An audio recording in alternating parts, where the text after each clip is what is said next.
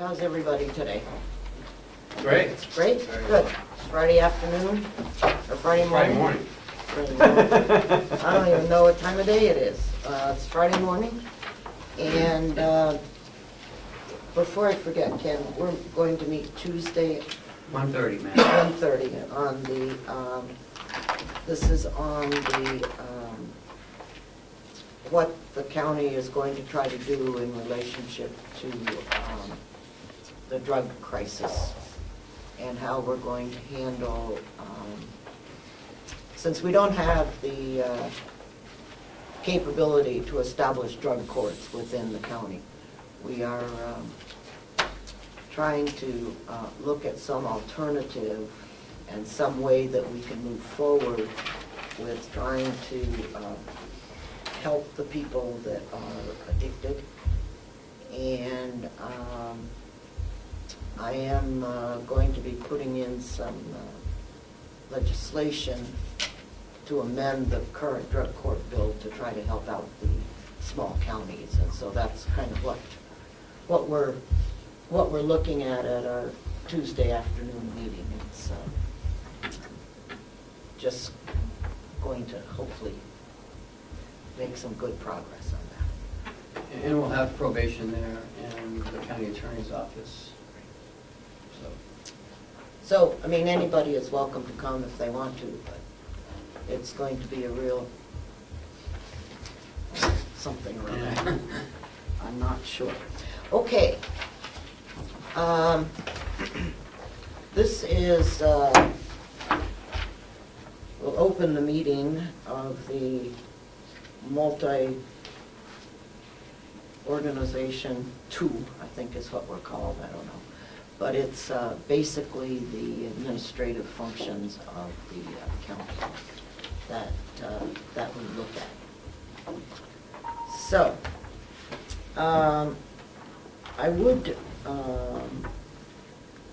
like to kind of go through some of the areas that that concern us and kind of let the other things just kind of go, okay? Representative Butler is not able to be here today, so we won't be taking any formal votes, but rather we'll use this as a significant information gathering time and see what's going on here. Madam Chair, will we meet again to vote on? Yes. We will definitely meet again. I'm planning the next delegation meeting for the 25th, and we'll hopefully be able to meet. Our group will be able to meet before then to try to make sure that we have something positive to go for. So my first question, okay, is starting with the finance director. It says, yes. Can you tell us so that we're all on the same page, which has been a problem over the last 14 years, which edition you're on? And well, the one I'm looking at is dated 11/30/2015. That's the latest that I have. Right. Has it been page 1? Is that the one you have? The last one we had was 12/14, and that is the one that was presented to the public. 12/4, which you 12/4 I have. That's what I have too, Glenn. Representative Cordell. 12/4, that's the one public hearing. I don't think there's any changes. Okay, well, I've got 11/24 here. You said 11/24, is that correct, Representative Umber? That's right. I have that. Well, let me see, maybe I have 24 here. I have that one. I'm using an electronic version that was sent out, which I assume is the same also. Right, so that's now scrapped.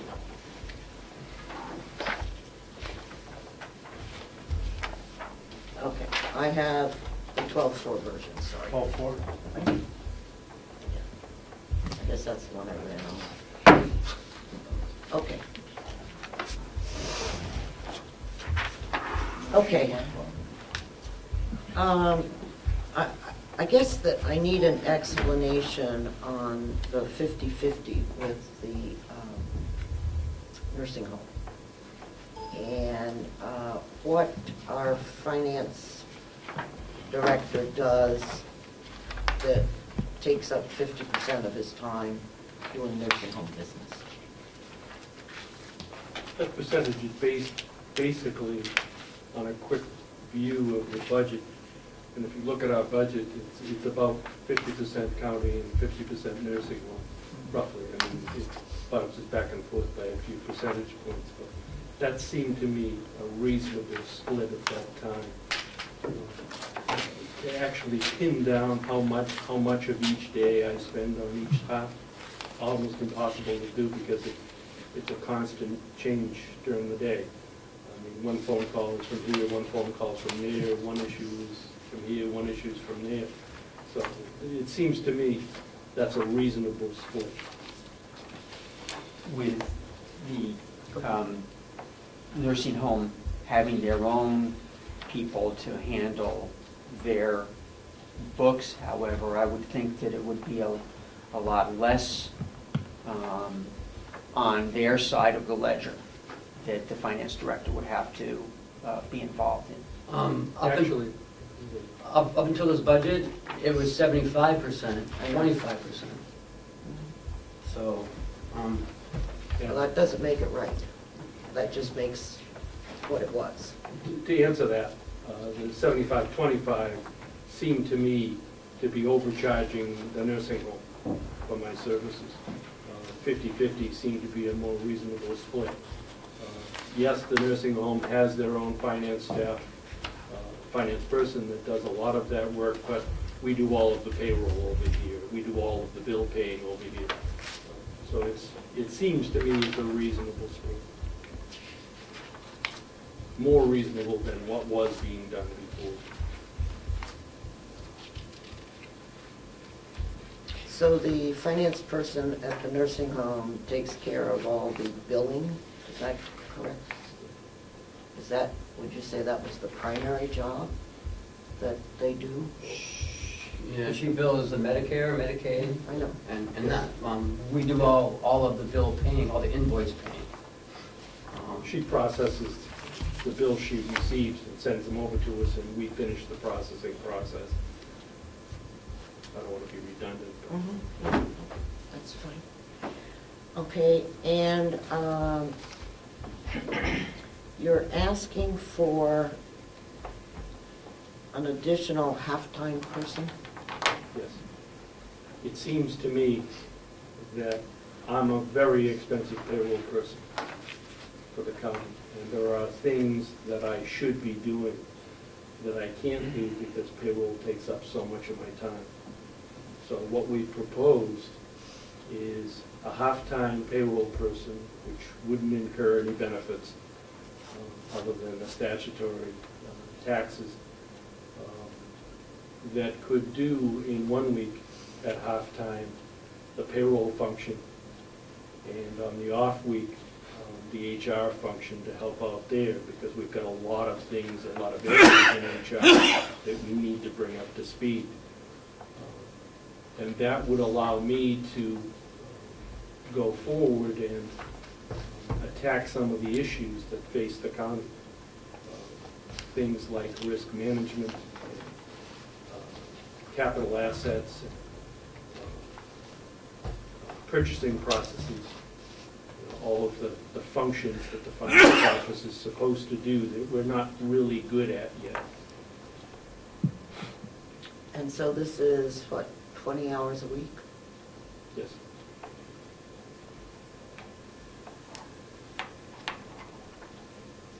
Also, this person would also do all of the chronos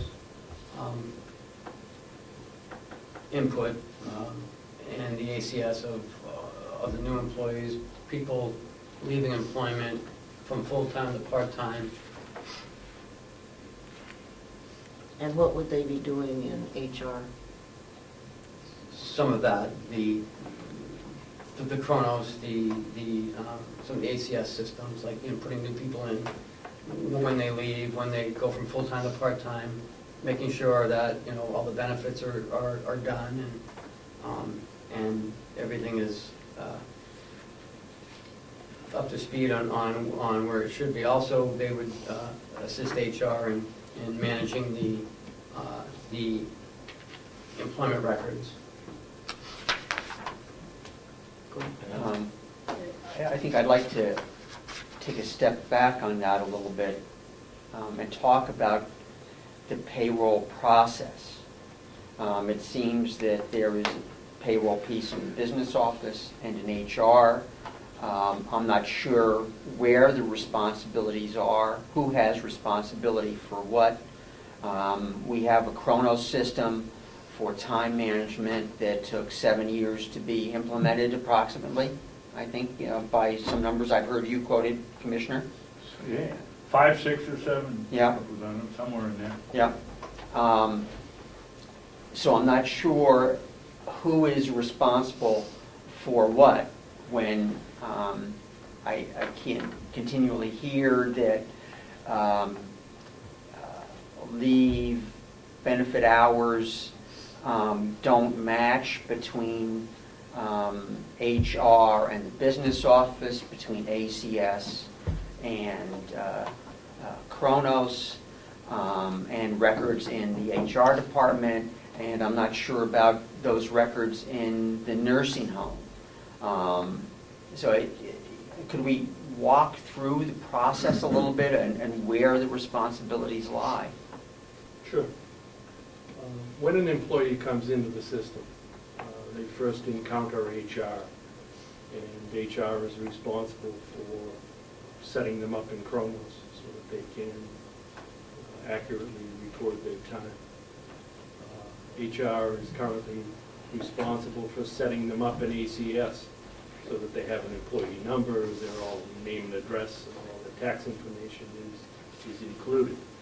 And then it moves down to the finance office where the ACS component is completed with budget numbers and proper setup for taxes and whatever benefits they may be entitled to at that point in time. Paperwork from that process then goes back to HR for inclusion in the employee file, which is statutory. That's something we have to do. Then as the employee progresses through time and comes off probationary status, HR takes another chunk of time to update them and make sure that they get the benefits that they're entitled to, and then that information comes down to the finance office, and we plug that into the ACS system so that they start to accrue time and they start to get benefits. Could I ask you, in terms of when they come off probation, is that tracked manually, or is that tracked by the HR system, by the ACS system? How do you know when someone is eligible to come off or due to come off probation? Unfortunately, it's not tracked by an HR system because we don't have one yet. Right. All right, that's But something. it's not tracked in, there's nothing in ACS that tells you that this person was hired on such and such date and their probation expires on such and such date. There is something in ACS. I get a warning when I run a payroll that says anniversary date approaching. I think that's the wording it used. Right. So you could run a report then every month that says within the next 30 days this person's anniversary date is approaching. I don't think it gives you that much information. When that particular payroll comes up and is validated, then that message will come up and say anniversary date reached or something to that effect.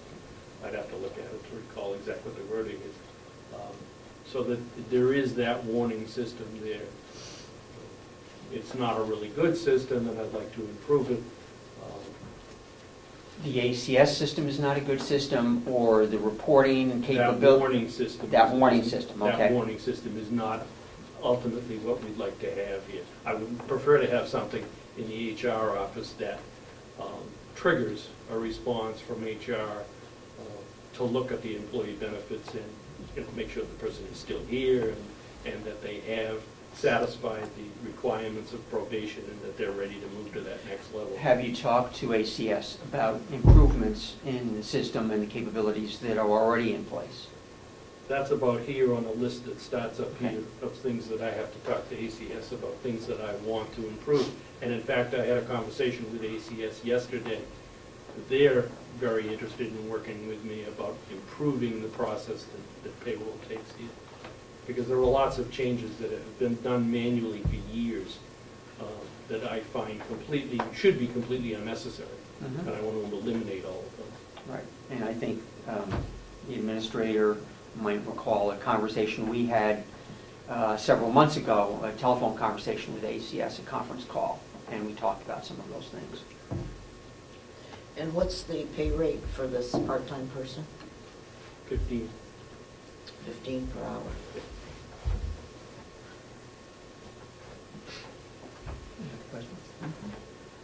There had been some discussion in various subcommittees about an RFP for payroll services, and I was just wondering the status of that. Yeah. I reached out to a number of payroll services, and off the record, this is something that I have done over the years periodically, because I've always been interested in what the relationship is between these payroll companies and the particular organization that I was working with. And unfortunately, the response I got from all of those companies falls within the same range, that the cost to bring them on board to do the kinds of payroll services that they're talking about is in the range of $17,000 to $20,000 per year, which is essentially about what it would cost for us to have a part-time payroll person. And all we would get out of that is the processing of the checks. We would still have to upload all of the information to the payroll company. They would cut the checks and then send them back by messenger. And some of them offer the service of filing your taxes with the IRS and so forth. But essentially, it would still require a payroll person in-house to feed all the information in. And one of the things that really bothers me about that is that you lose the control over the checks. And in an organization like this that has so many variables in payroll and so many problems, I would hate to see that farmed out. And I don't think it would save us any money. So, you know, I've looked at that and come up with the conclusion that I usually come up with, is that for this kind of an organization, it doesn't make sense.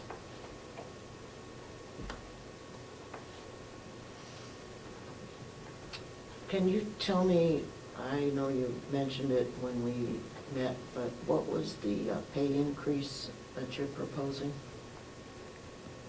for non-union? It'll be 50 cents, and then 50 cents in April 1st. At the same time, the union gets their increase. Wasn't there something January? January 1st, 50 cents, and then Okay, so January April 1st, 1st. 50 cents. Which would be paid retroactively once the budget is passed. And 50 cents in April April. 1st. Don't I, okay, wasn't there something involved in the April date? I don't think it was the merit-based we had talked about years ago, but wasn't there something else involved with the April 1st, or no? It was just Yes, we were going to implement the performance-based wage system. But that wouldn't kick in until 2017. Right, until 2017. But the goal setting and the formal structure and the beginning of the process would kick in April. And the contracts, the union contracts are going to all get their raise April 1st, so it coincides with the union contracts, that raise. So what union contract are you using as your pay increase? Because I thought each one got a different amount. We're using the nursing home.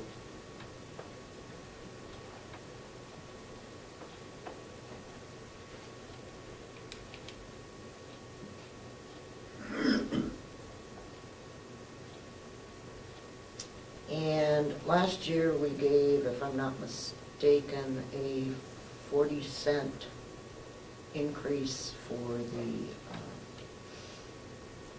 non-union. Non-union. Right, okay, and now you're suggesting an additional 50 cents, which will bring the total for this year's increase to $1. Right. Or over the 2 years, $1.40. Over 2 years. Yes. Okay, from Last year. And what is the percent associated with that? The percent? Everyone makes different amounts. I know, It's not but- like 3% or 4%. I don't know, do you understand the question? I don't think it applies because, as you said, everybody's at a different rate. So if I said you have to give everyone a 2% raise, you're telling me you can't do it? If you No, know. if that was the approach that you wanted to take, of course, we could do that, but it would mean going person by person to calculate what that meant. This what's Ken has been suggesting is a flat dollar increase, 50 cents and 50 cents, rather than a percentage. So for some people, it would be one percentage, and for somebody at a different level, it would be a different percentage. And if you might remember that when the union got their raise, they got 75 cents. And the non-union only got 40 cents. So they've lost out, that 35 cents all of last year and Well, into the this year. union contracts were in effect for 6 months, right? They went in June or July. I think it was from April. May 1st. Okay, May. Mountain View. So, yep, yeah. And what was the pay increase for the sheriff?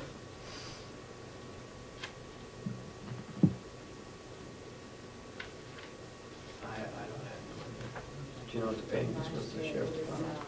It was a percent, for them it was the percentage, they had the increase in the percentage, and I think it was approximately, if I remember correctly, 75 cents for most all of them. That was kind of the average.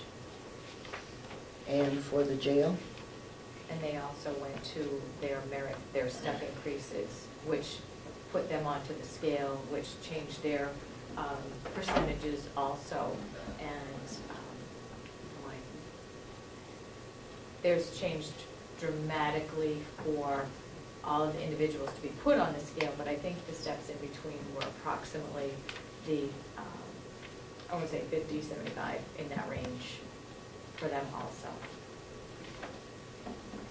Also, another component of the merit-based system, and maybe why the raise this particular year is a little strong, is that once we hit this April 1st date, then my understanding, the implementation of the system is that when people reach their anniversary date, they'll receive an evaluation, and then it'll be another year will go by, and then they will, on that anniversary date, whatever theirs is, they will be eligible for a raise.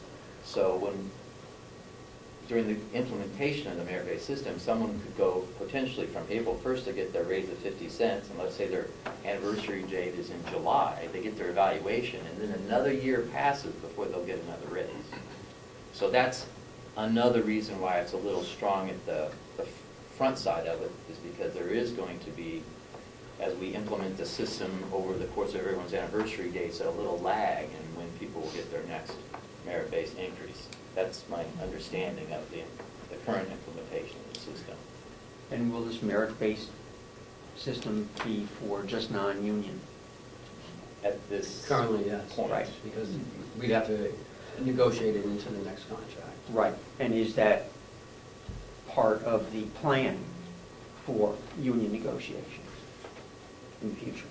Well, I think it would certainly be on the table, whether we're successful or not. Right. Well, Because as the jail's gone to it, so I think the nursing home should be going to it, and as well as possibly even the sheriff's department. Right. Where I've worked in the past, contract negotiations, you have an outline of what you want to try and accomplish.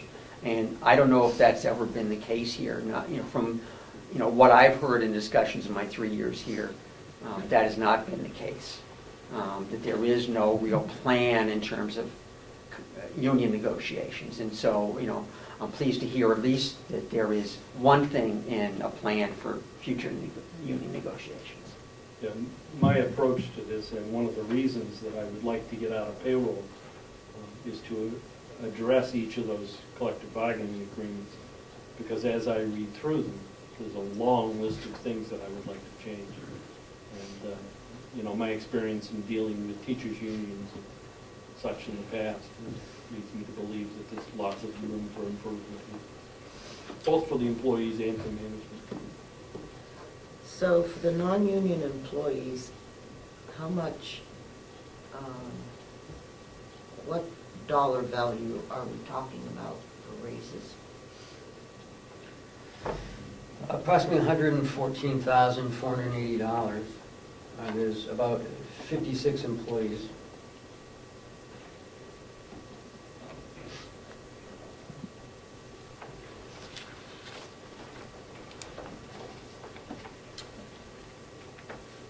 Yes, I'm sorry. $114,480.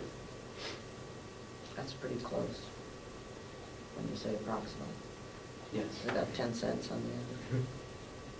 56. No, I don't have any cents. So that equates to about $2,035 plus per person. There's 2,080 hours in a work year.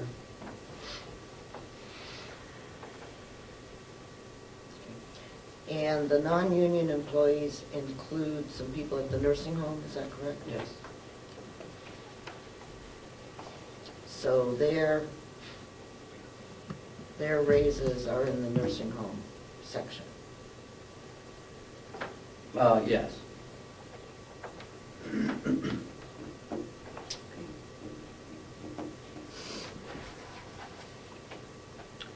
In the sheriff's department, we have a couple of non-union people? Is that correct? Yes. Yeah. And in corrections, the same? Actually, it's 104. That's the jail. 5. I'm sorry, 5 for jail.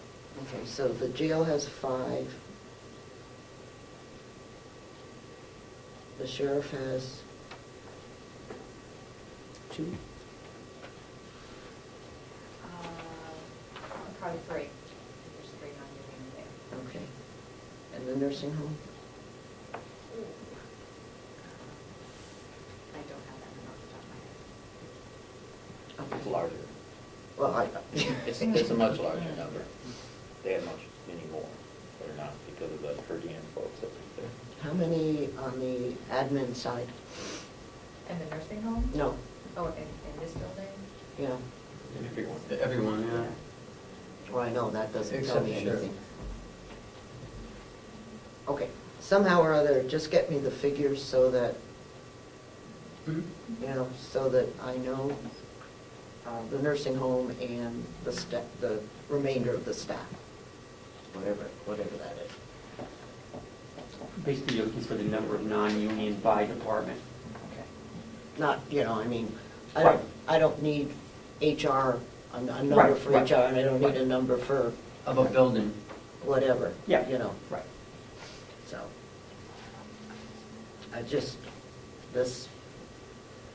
we handle all the administrative Mm-hmm. people, Right.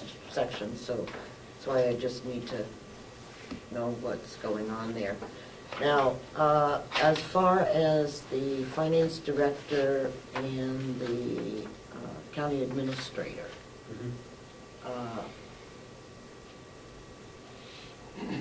are your salaries increasing at the same amount?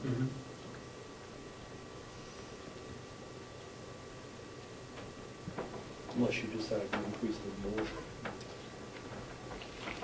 You already got an increase over what we were paying, so be careful. It doesn't hurt to ask. You're absolutely right. it never hurts to ask. See, I would never be one of those people that was afraid to ask. Okay, on the medical insurance, I know we had, the medical insurance went into effect in when? Last year. Last July? July 1st for the new rates.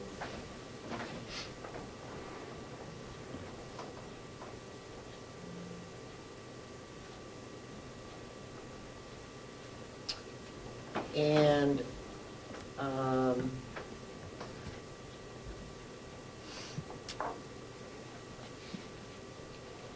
when is the 10% increase effective?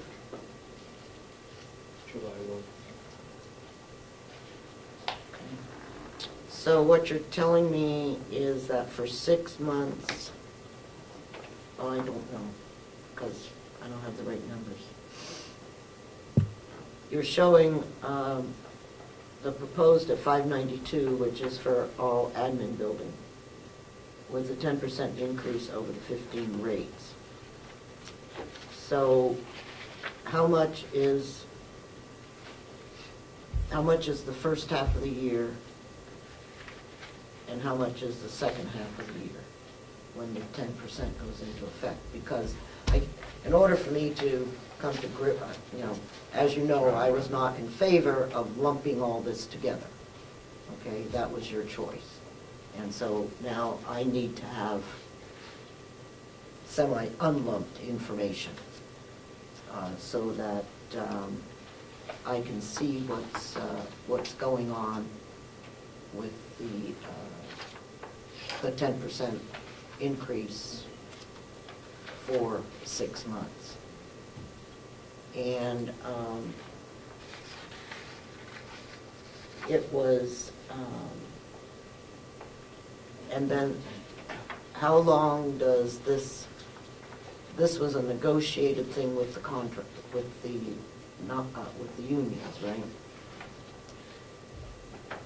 Well, the union negotiated the health insurance coverage is negotiated into their contracts, yes. Okay. But the pricing is set by the Right, insurance right, company. Right. Now, is this a firm 10% or is this a projected 10%? It's a guaranteed maximum amount is what they give us so that we can set our budget numbers. And when will the real numbers be The out? real number, I think, that's April 4th. Chuck, was that the date I told you, April 4th, that they... The way I established the number is I set it at an estimated 10%, and I did that long before Right, I understand. I all that. actually got the nasty letter that said it's not 10%, it's actually probably going to be 11.2%. So, but that's a maximum guaranteed rate. Near the end of March, early April, we will get, after they have their board of directors meeting, we'll get our final number. Now, I set it at 10% based on information that I hoped our rate was going to come in around 8 or 8.5%. And I put a cushion in for that because you never know. And then when we got that letter, they indicated to us that our rates were going to be higher because we had a few people who had catastrophic events, and those events had not cleared their books yet. So maybe we wouldn't be factored with those, but... Are we in a pool? Yes. And so what? How does that work? Well, if you're in a pool, you're also often in a subdivision of the pool. Okay, so we're in our own subdivision. Because we're over 100 that are covered, yes, we would be in our own, yes. That- So is there any chance that we will have this before the budget closes? Depends on when you close the budget. Well, we have to, March 31st. March is that, 31st. yeah. I would hope to have it the last week of March, but I can't guarantee that at this point. So, to answer the question that you'll probably ask me next, is there any wiggle room in this number? And the answer to that is yes, there is. there is some wiggle room in the healthcare amount. But we won't know until late March. We won't know until late March how much that wiggle room is. Okay. So, go ahead. But I also just heard that they actually told you the maximum was 11.2%. So there's wiggle room on both sides. Correct. So I wouldn't want to move that number yet, but I hope to be able to reduce it. This agreement that we have for insurance, medical insurance, 2-year that expires, or is it on? It's a year to year. It's a year to year. No, but You've as got far the as the opportunity contract to get is out at concerned, some it was point if you want. 2 year, right, Yeah. right, It's a 2-year. right. So when would we be looking to renegotiate a new contract or a new medical insurance provider? We're always looking at that. But there is some hesitancy to change too often because it's a very disruptive process. So you look at your trends and you look at the service you're getting and you look at what else is available and balance that in terms of what you really want to do. Because sometimes if you can save a few dollars, it isn't worth the aggravation of going through a change process. But on the other hand, if you can get a better deal, I'm all for looking at that. But our contract says this is the contract with the nursing home. Right. And the gym says Right. this is the plan. And so that plan would have to be duplicated Mm-hmm. no matter. It's going to be incorporated into the negotiations of the nursing home contract. Which is next. The next projected time would be a year from this summer, so it'll be 2017, and we are looking at some other alternatives here in the short, near future. As I recall, we diaried that out to look at that, so that will be part of the union contract. Because there are options. There are other providers. There are defined benefits versus defined contributions. There's health savings accounts. Yes. Catastrophic. So there are options out there. Yes. And I just want to make sure that we are going to be looking at those options. Yes. Yeah, you're always looking at those options, and you always want to keep in mind that that package that you're negotiating with the healthcare company is one of your major objects in terms of attracting employees. You can save some money on healthcare, but then become less attractive in the marketplace when you're trying to pull people in. So that part of your benefit package is a big incentive. So I need to know what the increase is, okay, the dollar value, and also the number of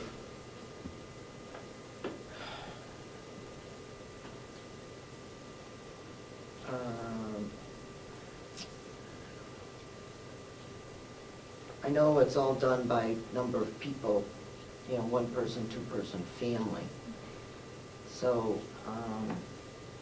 I guess what I really need to know is number of people that are. We have a spreadsheet that spells out who's on, the numbers of people on each plan and the costs and what the differences are between the two years. Thank you. You're welcome. And part of the beauty of consolidating the numbers from literally before being 18, about 18 is now you can find those numbers in just 3 spots.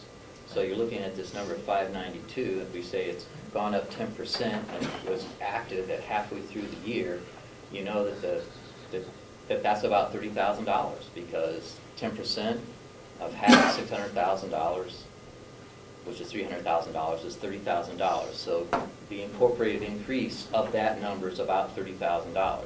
And then you can look at just 2 more places in our budget now and see those 2 numbers and be able to get a feel for the overall cost of the medical insurance increase as opposed to having to aggregate With not too much work, I was able to, on my spreadsheet, identify that between medical and dental insurance policies for all departments. And I show an increase of $240,575 over raises another question, the current budget for 2015. And going back to the questions I had sent in early December, one of my questions was, what does the current budget 2015 column mean? I haven't gotten an answer to that question yet, and it's very frustrating because that column does not match any numbers that I have. Okay, that column includes the original budget that you passed and the supplementary budget with corrections to it as money was moved around with the With approval of transfers. the delegation. But we didn't transfer any money out of medical. No. So that number should be straight. But I'm not sure that this tells me what I need to know. Because you're showing a projected rate for 16 when it's really only half a year at that rate. And the other half a year is at the current rate. So I don't know what number you used to get to the budget number. Because, Right. you know, If my numbers are correct, and it's $242,000 increase, does that increase represent 6 months' worth of the 10%? Or what does it represent? Well, add up the three numbers and look at. Right, the and it comes to $242,000. Right, And but is that 6 months at the current rate until July 1st, and then the 10% increase from July 1st to the end of the year? you have to have two numbers. You have to have a number, what is the cost from now until July, Right, and then July to December. and then July to December. And I can't tell here, you know, it's not just a straight 10%, it's really 5%. Because if you add the entire year, it's really just a 5% increase. And, you know, if you look at it over the entire year, it's really a 5% increase. That's one way of looking at it. But I'm just trying to come to grips with how did we calculate, and I think that's what Representative Cordelli is saying, is how did we calculate the medical insurance? And this paper doesn't tell me that. No, it doesn't tell you that. So It gives you basic information I guess that on- what I need is, what is the cost from January to 1 July? And then what is the cost from 1 July to 31 December? So I guess I need those two numbers for this, because it's the 592, I think, covers everybody that we are concerned about. And I can regenerate these numbers to split it out that way, if that's the way you want to look at it. My approach has always been in a kind of big picture approach to look at it and see what my cost is going to be. I understand completely, okay? But I need I can to, regenerate. I just need to know how we got to the 592. I can break that down in the way that you'd like to see it.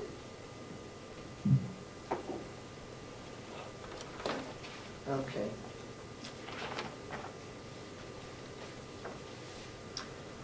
Okay,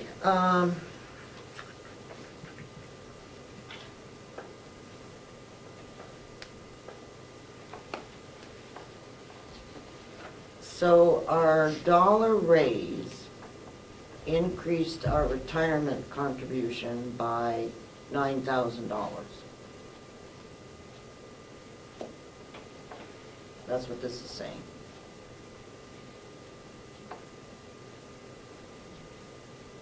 Right? Yeah. It's a formula. Oh, I know.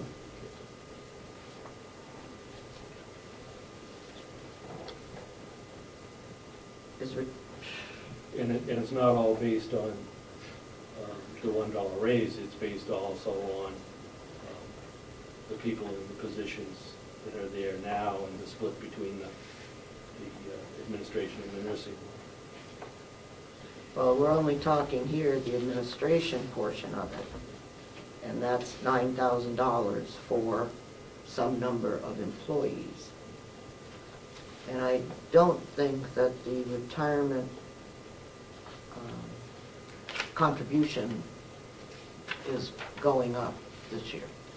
No, it probably will go up in 2017. Yeah, I think so. So what this is saying is that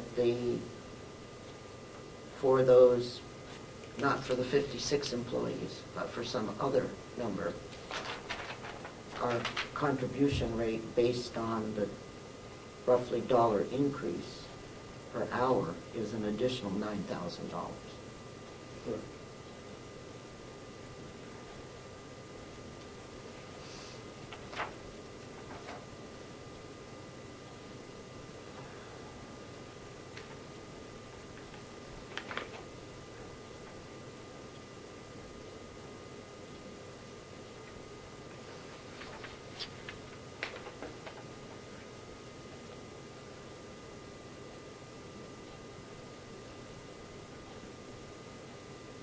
How many conferences are we looking at for the education conferences?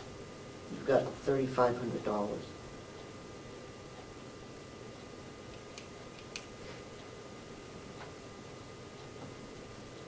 If I could just point out in relation to that, education conferences throughout the county, 30% increase. We have a strong commitment to increasing the amount of training and information that our employees receive. One of the things that we've found and that the audit found was that we're not receiving the kind of training we should be. And things like ACS and Chronos and the ACA requirements all necessitate us getting out and getting the information that we need to. Well, I just need a breakdown of where you came up with the $3,500 here. And I'll probably ask the same question, and that's why I said, how many training sessions, how many conferences? Because there's a difference. You say you need to stress the training, so that's what you need to stress.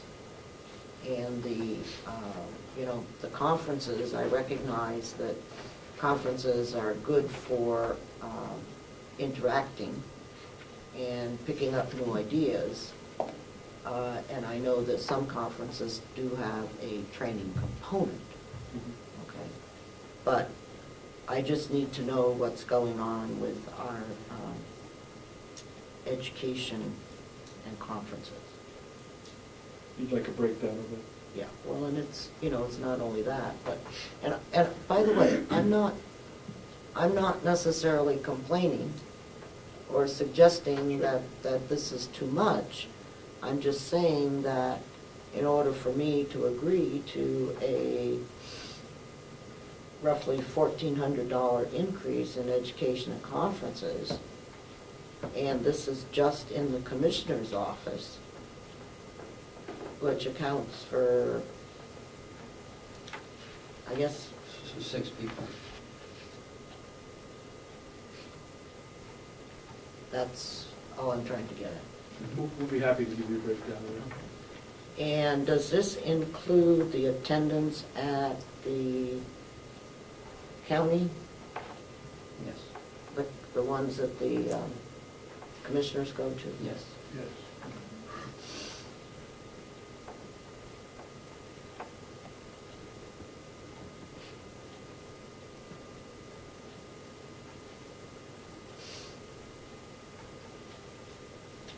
And on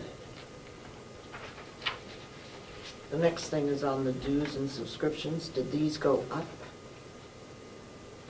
It went from 6,000 to 11,000? This year, the New Hampshire Association of Counties reduced for 1 year. It was sort of like a holiday for our dues and fees, as they had some leftover money from 2014. As you see in 2014, it was 10,743.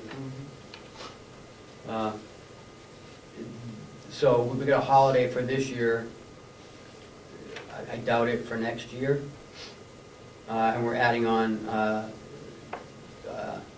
check for the Finance Association. It's $400. For the Municipal Association, it's $800. And the New Hampshire Association of Counties is about $9,842. So roughly At the around- reduced rate? No, that's the normal rate. And I'm not sure if it's going to be going up or. And, you know, when we come to talking about numbers and cuts and so forth, I'll just say right up front that I have a problem with the dues being paid to the New Hampshire Association of Counties, and the fact that they have now hired a lobbyist firm for them in Concord, the DuPont Group, and I do not think it's right that our taxpayers would be paying for a lobbyist group. So what I propose in that regard, you know, I'll see how I want to play that. I don't think that necessarily means we have to utilize them.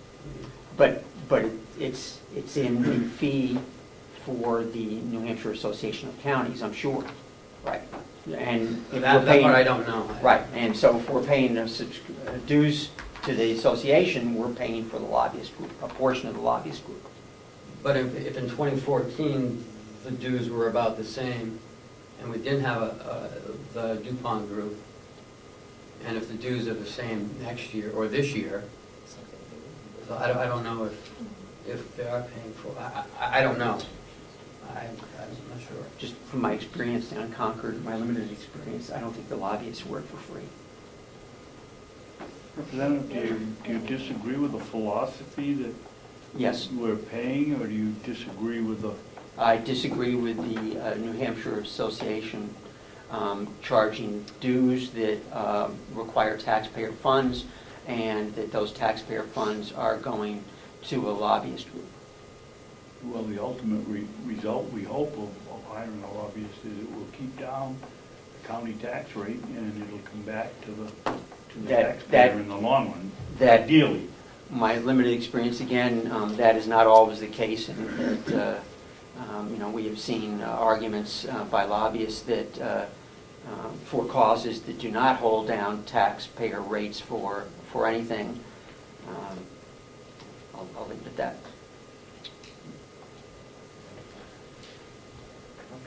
Okay. Telephone is up $1,000.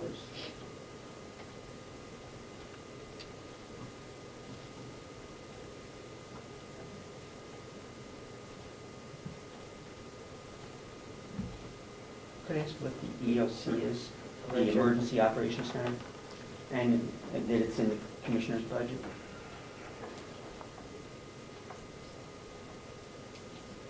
It's the cost of the phone lines that are in here if this place should be used as an emergency operations center. It's set up to do that, and somebody has to carry the cost for that, so we plugged it into the Commissioner's line. Where was it before? I don't think it existed before. The phone lines or the cost? I'm not sure what didn't exist before. From what I can figure out, I don't think it was budgeted for before, that it was absorbed in there and the budget needed to be increased to cover the cost of that. It may have been here, but the budget for it wasn't here. So there are additional phone lines, something that has been put in place for the EOC? Yes. There's two, either one or two overhead here. One or two what, phone lines? I believe, right, John? It's my understanding that right above that wall, there are lines that are sitting there so that if this room did be deployed as the EOC, they could plug into those and have direct communication outside. It was my understanding from when Captain Myers left here, that he explained that that was the case. And that was new this year? No, those lines have been here. And he left 3 or 4 years ago. That's how long he's been here. Right. But they're not activated? Is that what I'm hearing? I believe they are. It's my understanding that we can take Well, a then- phone, cross them to the ceiling and use it. Why is this a new expense then? Yeah, we've been, Because it was never budgeted for. It was created, it was put in, well, where and was nobody it, ever increased the budget. They where didn't. was it paid? Where in the past has it been paid? I believe we paid out of the phone lines, and they had to transfer money in to cover. So in the past, our phone line budget was not sufficient to cover the cost of our phone lines, and that that was due to the fact that we have 2 phone lines in this ceiling. Yeah, the phone usage was increased, but nobody ever accounted for it in the budget. So then when we So now we're catching up on this. Right. So then when we go back to previous budget, our phone line expenses, our actual expenses each year, we should see that our actual expenses exceeded our budgeted amount in previous years for phone expenses. Unless they Is that- covered it from somewhere else. That I don't know because I wasn't here. And it was, and I think Chris has pointed out that in 14 it was 6,000 something, and then last year it And was, 6,234 in 2014. and now it's back where it needs to be.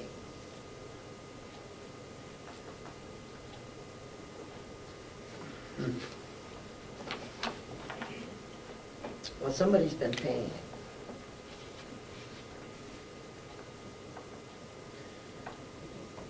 it. I guess I can talk to the sheriff and find out what, if he knows anything about it.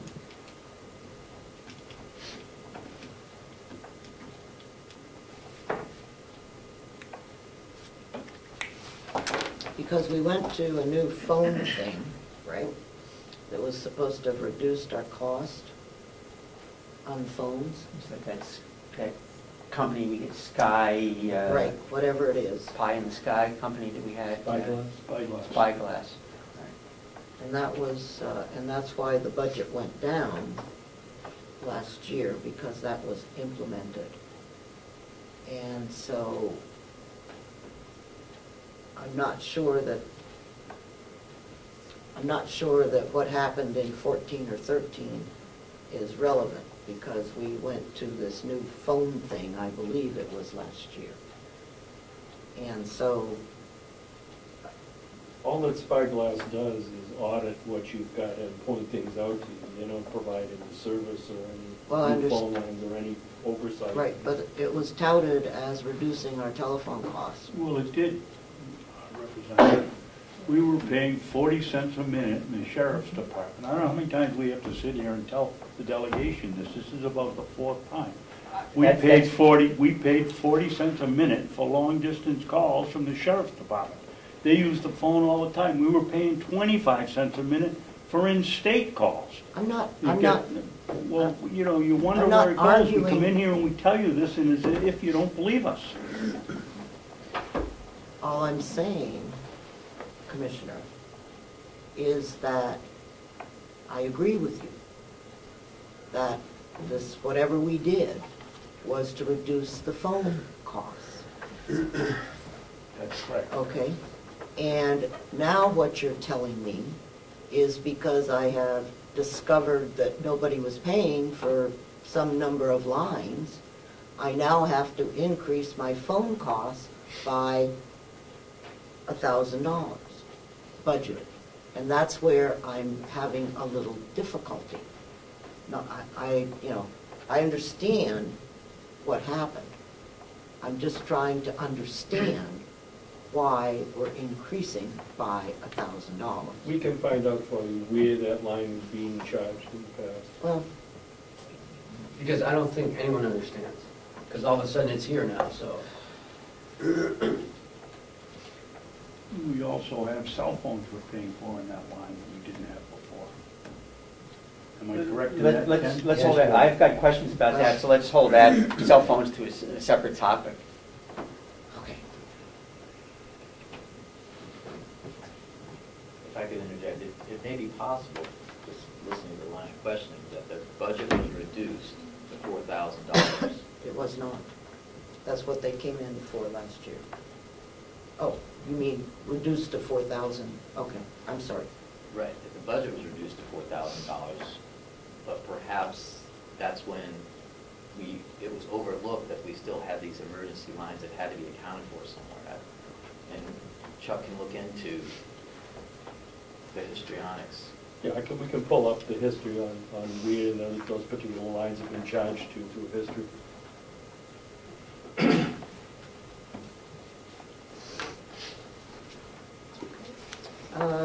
The town taxes, is this excluding the land that is part of the nursing home? This is everything, and I'd like to reduce that. But, okay, the reason that we split it out a couple, 3 years ago was so that we could charge, in particular, the nursing home, the taxes that are part of the property that they use. And it should become part of the cost associated with the nursing home.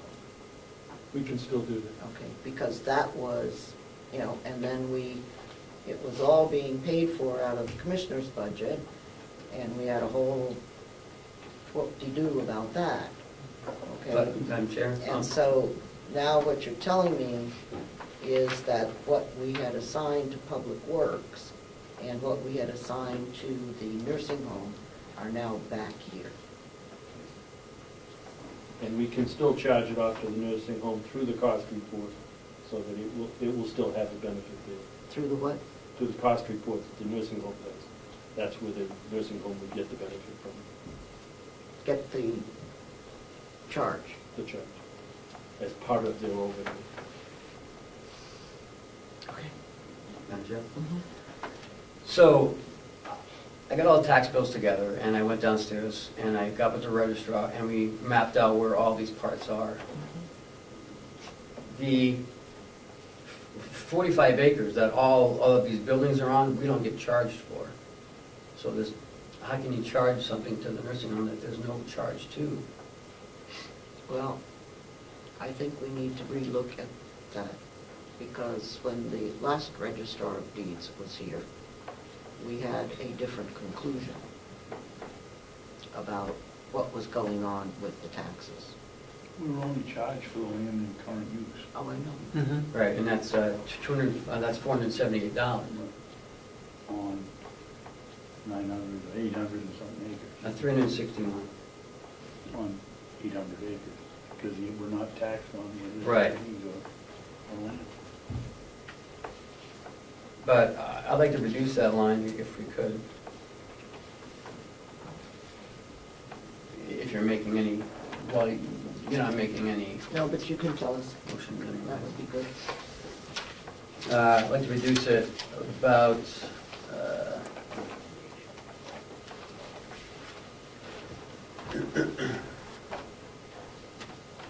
$1,462 to approximately $7,500.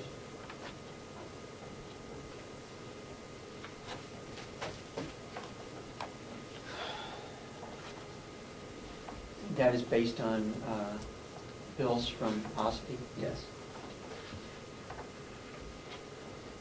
And we weren't sure what the increases were going to be.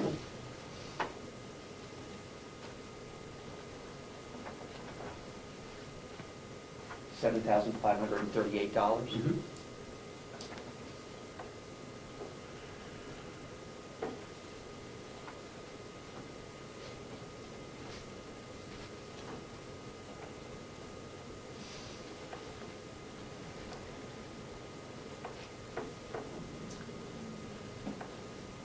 Okay, Ossipee town taxes.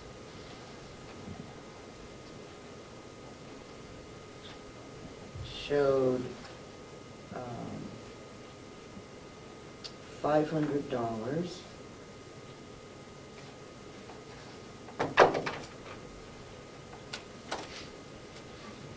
from the charge to the farm.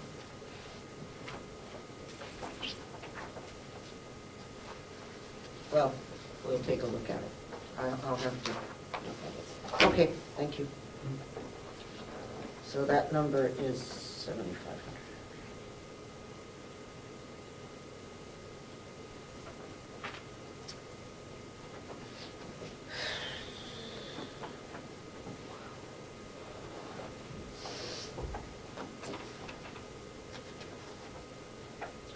Okay, treasurer.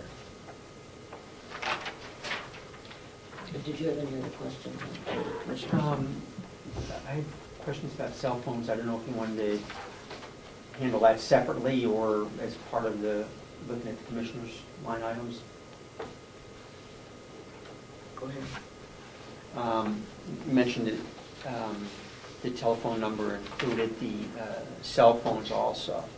And I know that there was recent meetings talking about cell phone policy, a new policy, a new look at who gets cell phones and what we pay and how much, and there's money in here for our new employees related to cell phones. And I went back and we talked about this, it was either 2013 or 2014, and in 2013 there were 32 employees with cell phones, either paid for by the county or reimbursed by the county, based on the information we were given at that time. So I would like updated information as to what the new policy is, and who is being paid, whose cell phones are being paid for, who's being reimbursed, and exactly what is going on in that regard.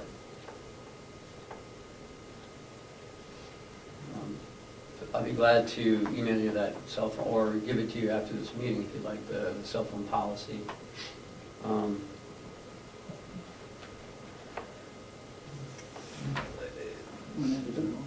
The county commissioners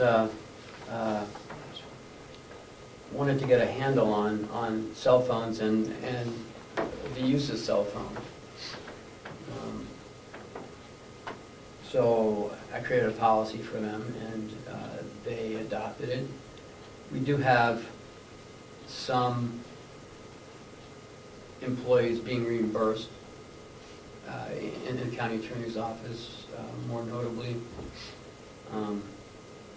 And some department heads over at the nursing home. I'm not sure there's 32, but maybe back in I can send you this. 2013 it was. But The spreadsheet that we were given based on 2013 usage, it came to 32, 13 in the sheriff and dispatch areas, 5 in the nursing home. I'm not counting the sheriff's department. Okay. If you could give me that, or send it to me after this meeting, and then I'll give you the cell phone policy. And I'll follow up with you on who has a cell phone and who's getting reimbursed for one. Right, because this also has the detail on who has cell phones and even the provider for those cell phones. And you get that from The Commissioner's office?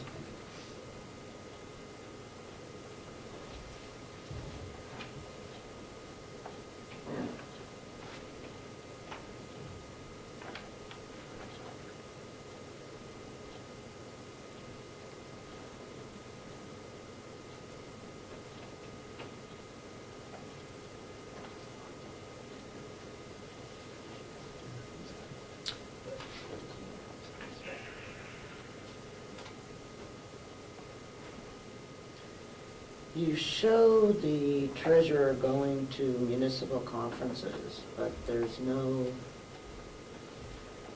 conference expense. So, where is that accounted for? In the travel expense, you didn't have like a conference expense. And he made interest of wanting to go up to one of the conferences.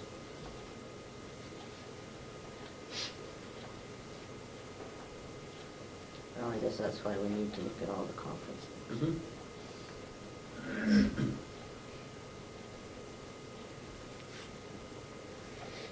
So the normal trips back, and we've just reduced the reimbursement rate for mileage. Right, to 54 cents. Yeah, down 3 cents or 4 cents or whatever it is.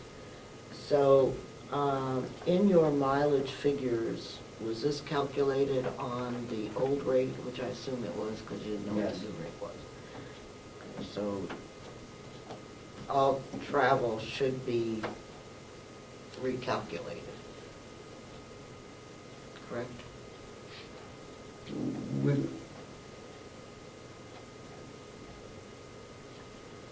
We can do I mean,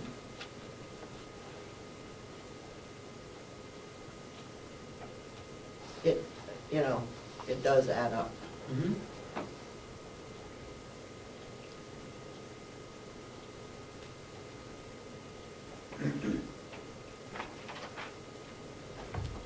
And I don't have a problem if there is a county treasurer's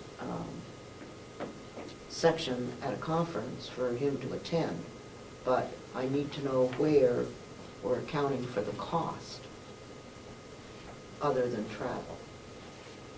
Because unless they're all free. And if they're free, that's a good thing. And if it's because we, pay to belong to an organization, that's why it's free, then that's great, but I just need to know that, and that's, about $400 to travel someplace to a conference is, that I don't, go to New York and back on that or more. So just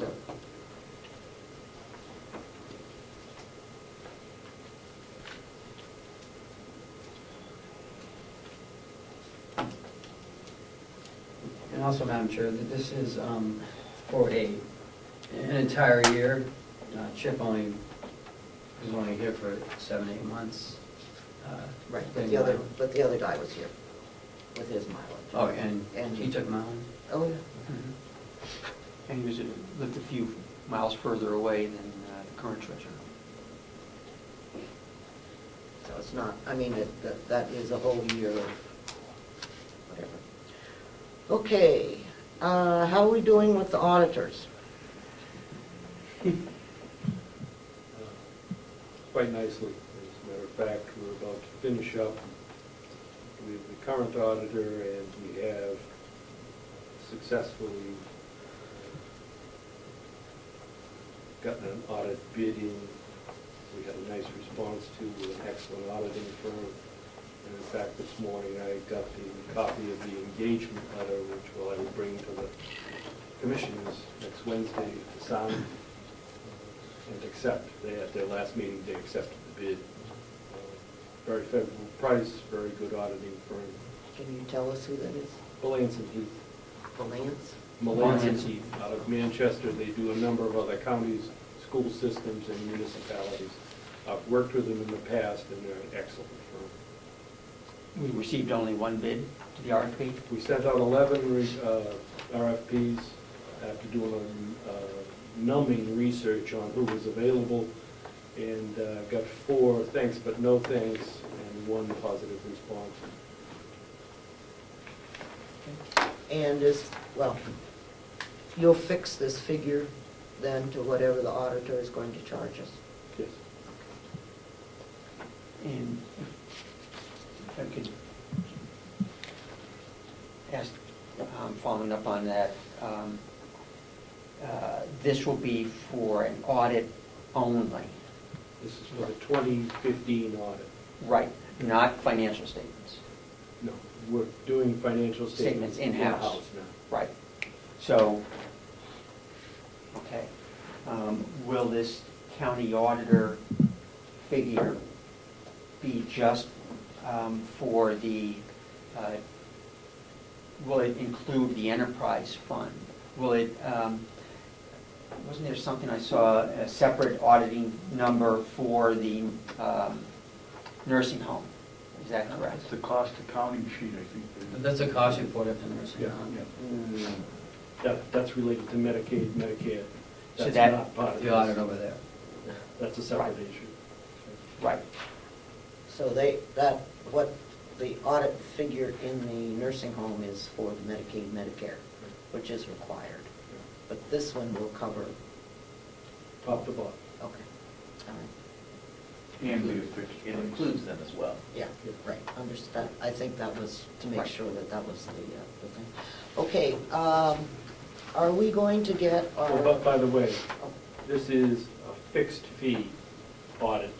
It's not an estimate, it's a fixed fee, and it includes things like a management letter and suggestions for the future and a year's worth of access to the auditors at no additional charge. I was wondering, based on prior experience and all, when we did financial audits, we were able to, as a finance commission, specify to them specific areas where we wanted them to test transactions. Can that be done with this auditor, and will it be done with this auditor? Absolutely. If there are concerns that management has about specific areas, we can request that they specifically look at those, and they'll be more than happy to do that. I can tell you that I've had past history with this auditing firm. The cooperation level is astronomical. I can nothing but plead with them. So did we get the form, or who's going to prepare the form that is due, the MS form that's due March 31st I, from last year? any forms that are due to DRA, I do. We don't hire out to do that anymore. Okay, so you are going to prepare, I don't know if it's the 42, the 45, the 61 hike? Whatever it is, I do it. Pass! Score the touchdown! Yeah. It's an audible. Yeah, Yeah. so you will prepare the one that is due the end of March? Yes. That you sign. Or Yeah. the clerk signs at the end. No, that's not, we don't sign that one. There's one that the delegation signs when you That's- pass your budget. Yeah, but that's the one that's due 1 September. That's not the one that's due 31 March. The one 31 March is where we ended last year. It's MS 45. Okay, whatever the number is. Okay, so that will be, This is my first time with this set of forms. I'm used to another set of DRA Right. forms, so I gotta remember what the dates are. okay, yeah, but that one is key. Yeah. I mean, the other one, the MS budget, the MS budget thing Yeah. is not due on the 31st. It's due to the... September 1st. It's due to DRA September 1st, so they can set the tax rate. Okay. Could I ask about one other MS form? I think it's the 46. There have been multiple amendments to the MS 46. It was sent in December, I think, or this fall, to DRA. Is it the 46? Yeah, Yeah, it was amended once, once, okay, and it was amended for the past year's history. right. The current year's budget submission that was due December 1st did not change. It was Right. just past history. Right. And I So there- corrected those. There is one amended version, and is that the one that is on the county website at this point? Yes. Okay, because I know that had communication with people from Moulton Borough, very concerned about the numbers. And we talked to Mr. Comeau. Well, I did anyways. Yeah, I Okay, do. Yeah, and you need to. Legal fees.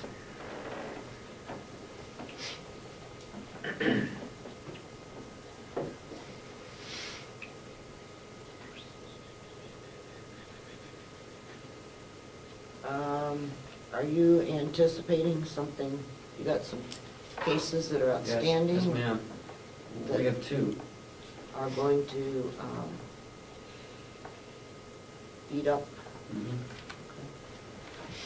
And do we know how many legal cases we settled in the first 9 months of the year? I don't have a number on, but I can get that for you. You know, I'm just trying to compare, Yep. because the complexity of Can you get that? what we had last year versus what you anticipate the complexity of next year's. And if you'd like, after, Lynette and I can fill you in.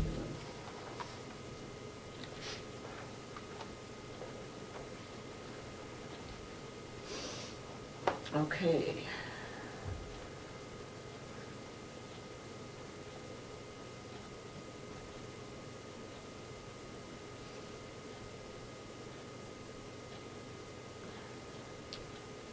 Is our property and liability insurance, did that go up, or is that the same, or what? It went up about 73,000. What do we do to manage that? We're meeting with them next week, or the week after. Oh, it shows February? Okay. Lynette and I met with them in December. And we're, there's some programs that we haven't taken advantage of that we're going to be taking advantage of that will help reduce some of our costs. So that we're currently working on, the safety committee is currently working on that now.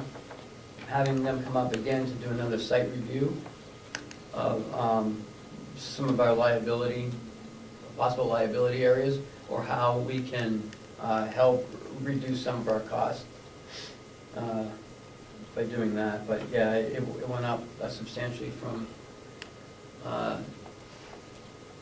first part of 2015 into 2016. That's a lot. Mm-hmm. And before, we were also on one of those CAP programs. So for a few years, we were in that CAP program, and this year there was not that ability to do that. Right. So we had some It's a 3-year claims, and yeah. some things haven't fallen off yet. So unfortunately, there was a significant increase for this time, which is why we really need to meet with them and try to look at what programs we can put in place to reduce that. Who do we have our stuff with? That's what Prime is. Primex. Isn't Primex is the only carrier now, right? Mhm. Yeah.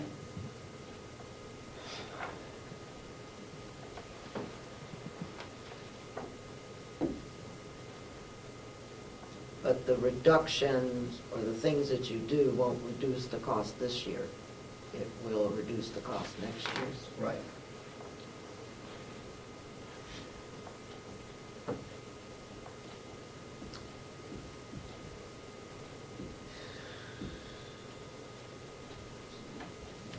Some of the programs I addressed in my former job, I'm going to address here as well.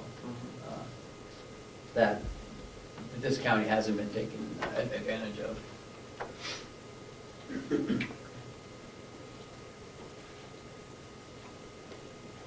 And the accrued benefits,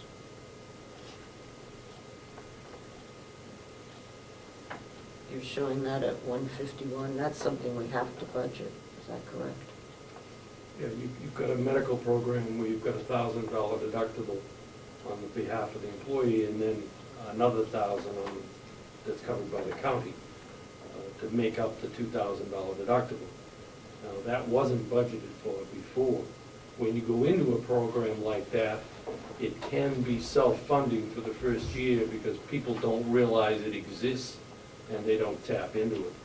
But once it's off and off the ground and running, then you really have to budget for it. And what I've done is put in a very conservative estimate based on employee count only, which doesn't budget for two-person plans or family plans. And I think in future years, that number will probably have to be increased. The plus side of it is that with that deductible, your rates are lower. So that you got a benefit in the beginning that plays out over time, and now it's time to fund that particular deductible.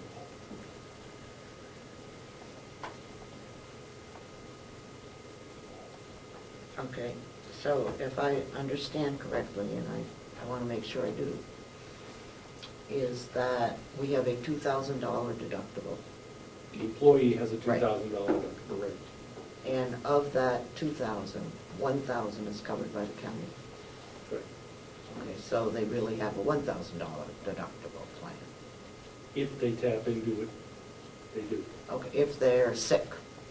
If they have expenses that Right. mount up, right? Okay. Okay. And the first 1,000 is borne on the employee, so the first 1,000 comes out of the employee's pocket, then the second is what the county picks up. And when we negotiated and changed our plans as requested last year for the employees, that was a significant, as Chuck has said, a significant savings on our health plans, on our medical plans.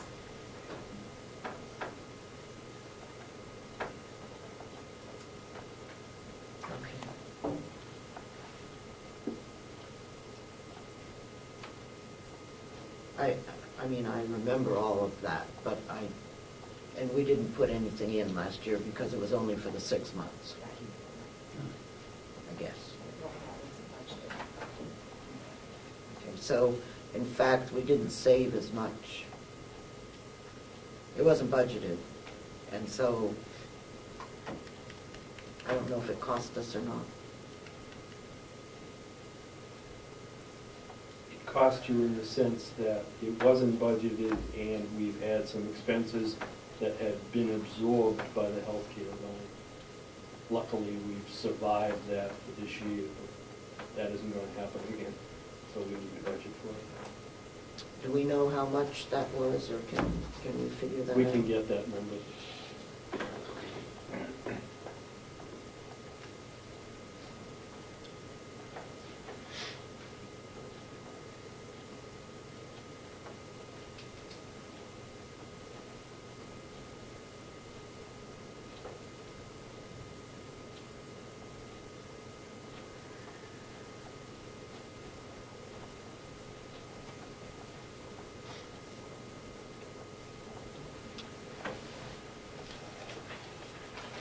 And that's what this 151,000 is about. So that tells me that we have 151 employees. Average number of employees on plans. Doesn't count their dependents. So there are more people on the plan than what we're budgeting for. Right, but on a family plan, it's still $1,000. It doesn't matter how many people. No, it's, if you're on a two-person plan, your deductible is $2,000 rather than $1,000 as the employee. And if you're on a family plan, it's I think it's $3,000. And it maxes out at $6,000 total liability. But we're banking on the fact that not everybody gets sick and not everybody collects on it. But when does the county's portion start?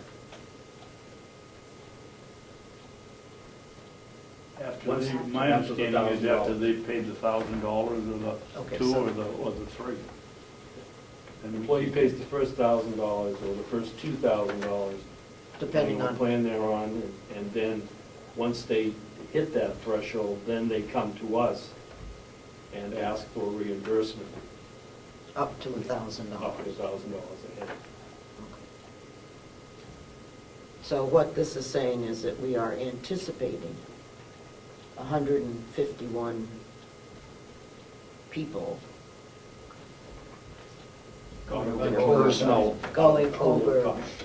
their personal deduction. But we don't have any knowledge of whether that's a good number or bad We don't have any history yet. number. Right, I understand that. And believe me, we will track that very closely. Yes, Commissioner? Thank you.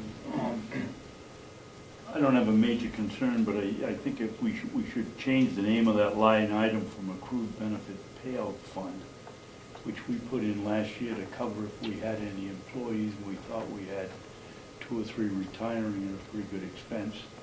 That should be, that's got nothing to do with accrued benefits paying out for the deductible for insurance.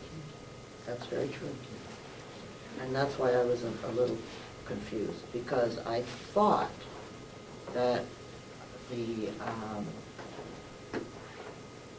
whatever they're called, the auditing standards require us to put money into accrued benefits at some amount. Yes. Yeah. But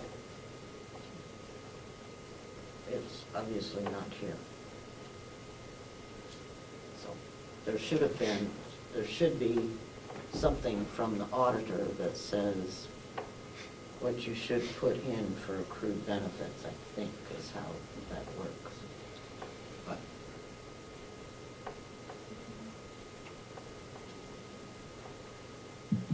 We cover the accrued benefits portion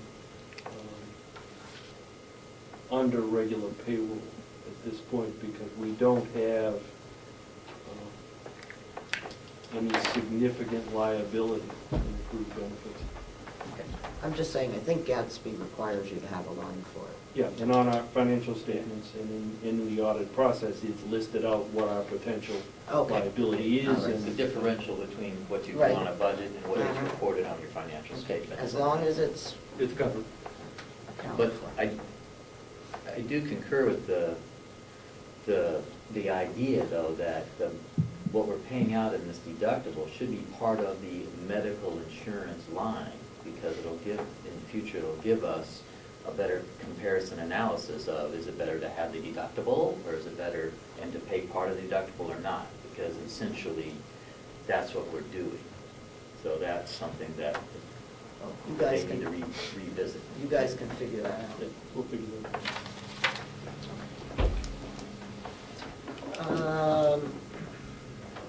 I am personally, and we'll discuss this later, but I'm not personally in favor of the contingency fund again this year, so that was done for a different reason. Right. Can I ask another question about that? The current budget 2015 column shows $60,000 and change. That's because we took the money out. Right, but I thought in the MS 45, again, I'm not sure the number, 42 maybe that we did with the supplemental budget, I think there was $250,000 in there. But yet the actual expended year-to-date shows 0. So I'm confused between what's shown here in the current budget of $60,000, what was in the MS document that we filed in the fall of $250,000, and 0 year-to-date. So I'm confused between those numbers. This just says that they did not update the financial system when they made the transfers.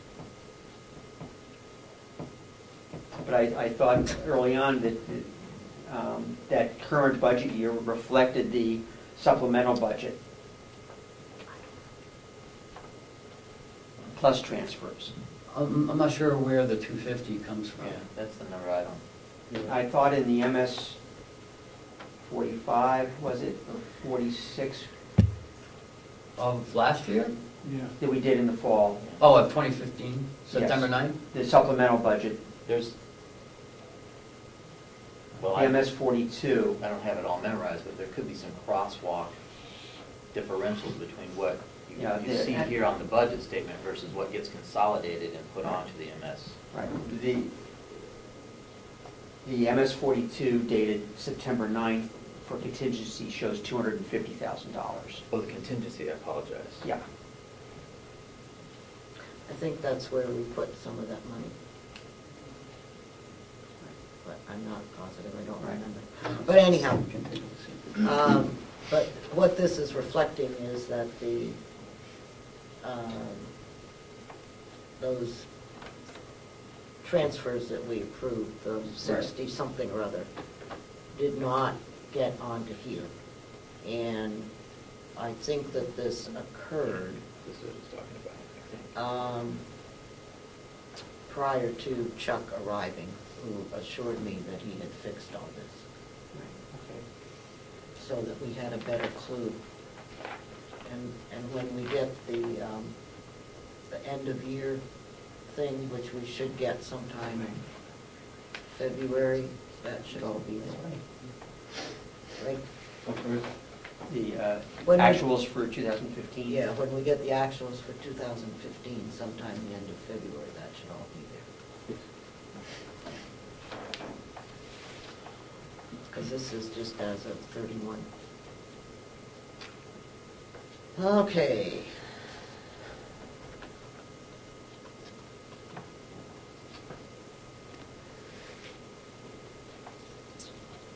So BEAS is going up 271,478.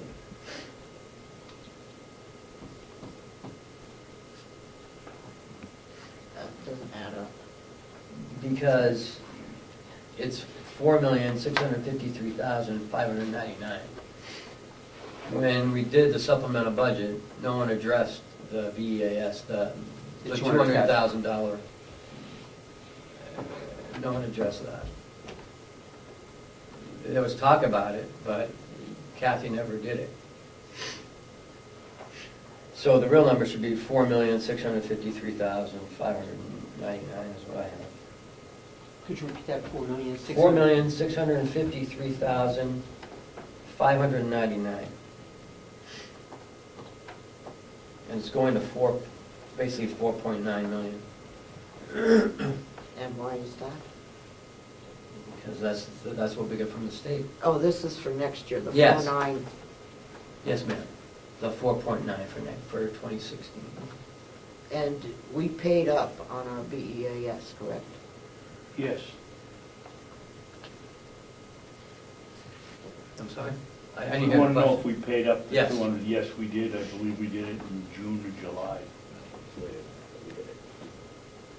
So, by the way, this is not due to lack of state funding, okay? This is due to how the formula is and not, Due to lack of formula. it's not the lack of a formula, it's the way the formula worked, which, So I just said, what, lousy formula funding? well, it could be, but it could also be the result of the number of people in the county over 65. So, see, if you would move into the county, we would reduce it.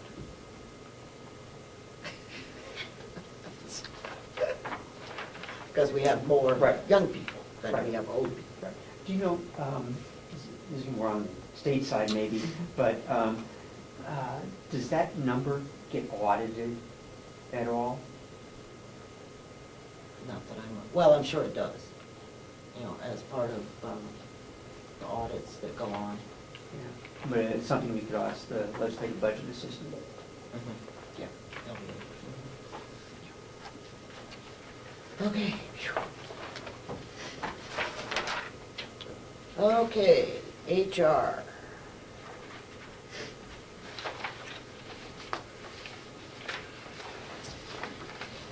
I need to understand the Family Leave Act changes that require this work. The family leave?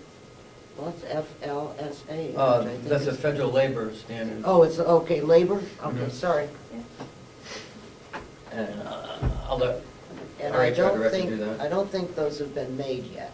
No, it's still in. It's still in draft. Process, and in March, they should make a decision, and then it probably would be into effect 60 days after that. But I think that's the information that I sent you, Mhm. Representative Yep. Dent.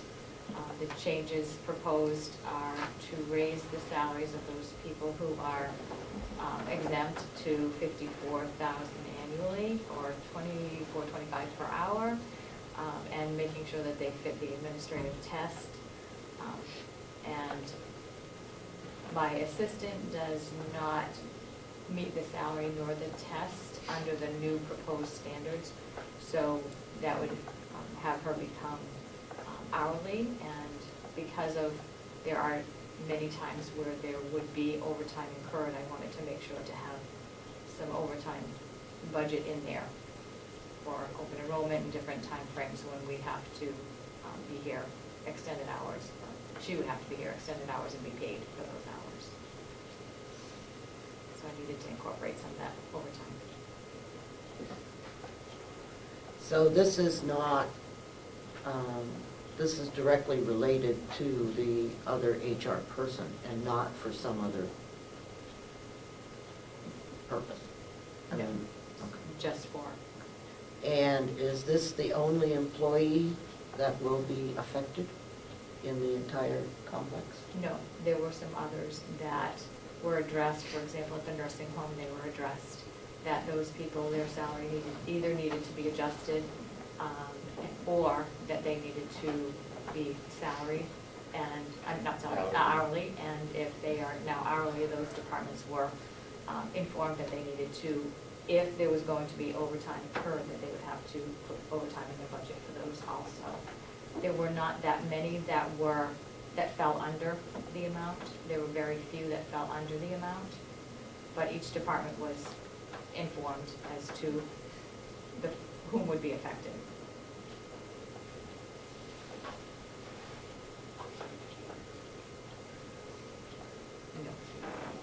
So the 60 days are up in,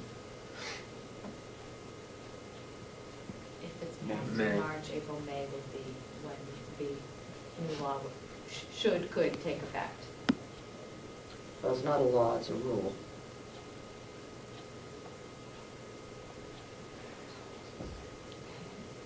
Well, I know, Federal but it's, Department of Labor, yeah. but it's not a law, it's a Federal rule. Department of Labor, there are. Right. What'd you say?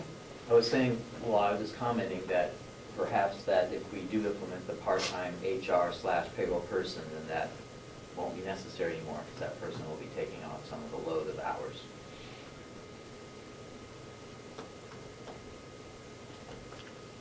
That may be a consideration.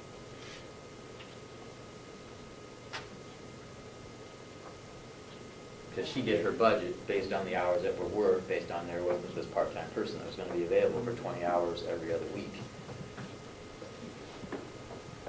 to help facilitate those duties. So it's possible that there may be a one without the other situation.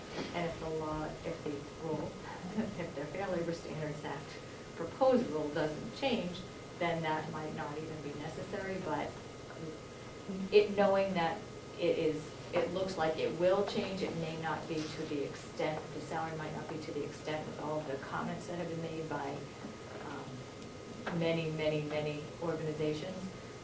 I just can't really tell, so I did not want to fall short in that. Does it need to be spent? Absolutely not, but I wouldn't want to not have it in the budget and to have to ask for transfers.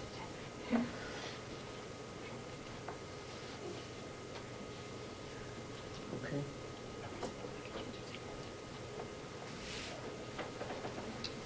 So this, the overtime, of course, has effect on Social Security, Medicare, whatever else, unemployment.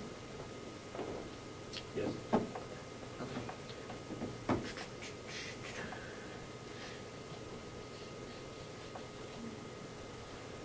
And your education and conference, this is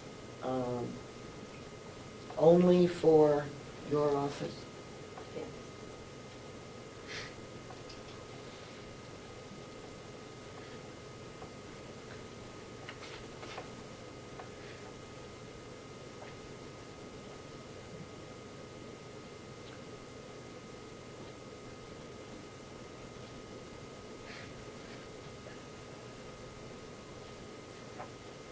What is our policy on job openings for posting? I don't know what you mean by our policy on posting. When the departments need something, when there's vacancies and they need to advertise for positions, they put a request in, and we advertise as to what the need is for the departments. You know, that's my point. How do you advertise?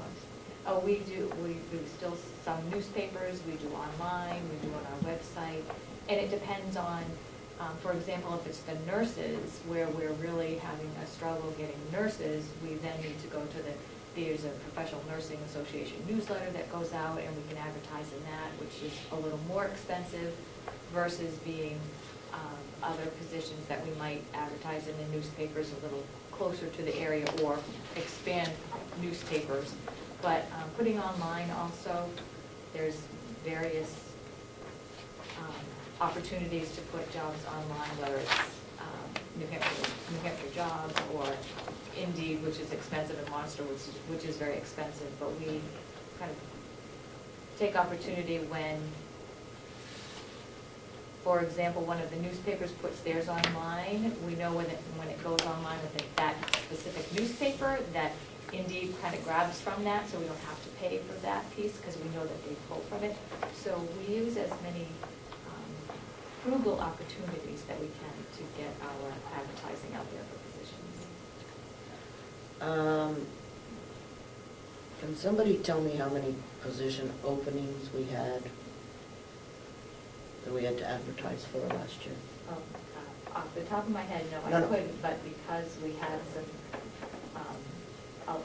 quite a bit of turnover, we had some bigger positions that were advertised, that we went much further than the normal positions. Our expenses were pretty significant last year. Right, I understand that, but you're asking for approximately the same amount again this year, and that's why I realize that it probably costs a little more to hire Chuck and a little more to hire Ken. But, for advertising, but I just need to know, excluding, as far as I know, those are the only two upper management positions that were hired. Is that correct? The average advertising expenditure for 2013 and 14 was $4,900. Well, it shows 39 in here, that's why.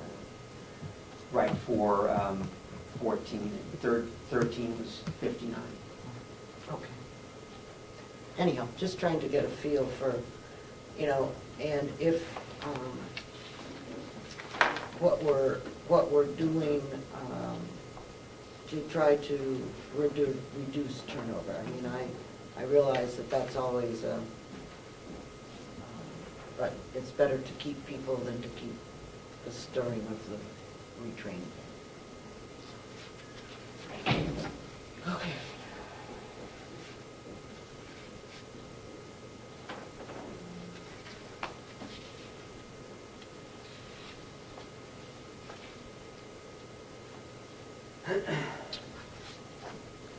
I'm going to skip the county administrator because I want to look at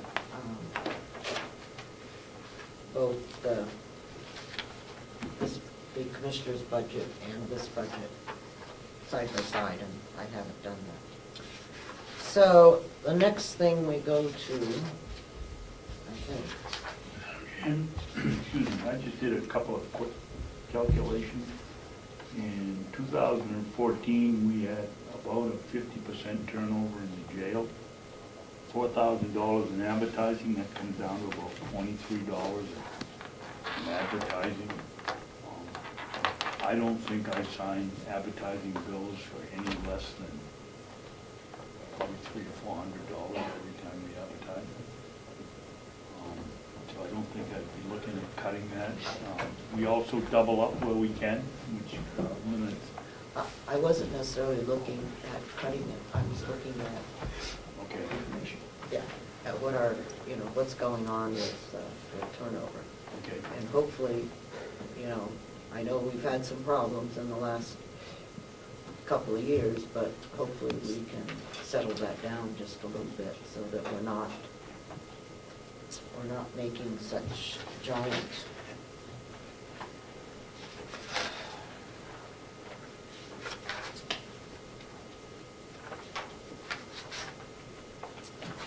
someplace in here is information technology. Let's put it like that here. Thank you for sitting through this. Okay. My turn? Yes, it's your turn. Oh, and I forgot maintenance and building repairs, didn't I? I'm sure you didn't forget, you just didn't get to it yet. Okay, all right, so let's talk about Smooth. equipment repair. Or building maintenance and repair is up there at the top, which you've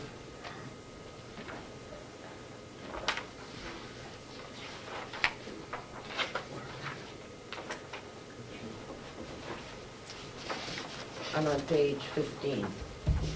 Is this the... No, that must be the nursing home. 4170 is the line you're looking for.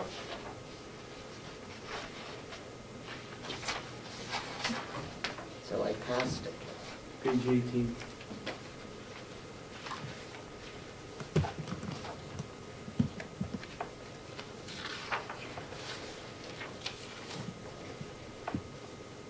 Not 18. Okay, so where is the information technology? It's 8,000. 16. That's on page 16. Top of 16. Oh, okay, it was so little I couldn't see it. Okay. All right, so we're not gonna do any training. Oh yeah, we're gonna do $5,000 worth of training on the software.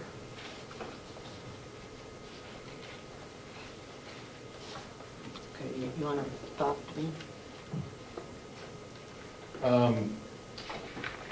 This is all new to me, so forgive me if I don't speak all your language and all that, but what I have done is met with each department head and tried to call out what is true IT expenses and pull it all into one budget, which we started doing last year, and this year I'm heavily involved in it, so that you all can get a better idea of exactly what goes towards IT. And I came up with my own spreadsheet, which is how I justified my numbers. And I wasn't expecting this many people here, so but I know you have a copy. Commissioner. And the top page is the aggregate of all the pages underneath. The pages underneath go department by department to figure out, to show you where I've come up with these numbers. Some of the numbers are for software contracts, and that's a hard fixed number for support contracts. NTT data at the nursing home, for instance, ACS here in this building, that type of thing, those numbers are in there. I've also, per department, added a little bit of money for things that come up throughout the year that we don't anticipate. If a printer breaks and we choose to replace it rather than repair it, we have to have money in the budget somewhere. A lot of little things like somebody who wants to move to a different part of a building, like at the nursing home, we put a second person in the director of nurse's office. Well, there's a little bit of hardware that goes along with that. Again, in the past, we have to pull it out of somewhere. I've tried to anticipate some money in each department so that when these things crop up, we don't have to take it out of supplies or anything else, because it's true IT. The other thing that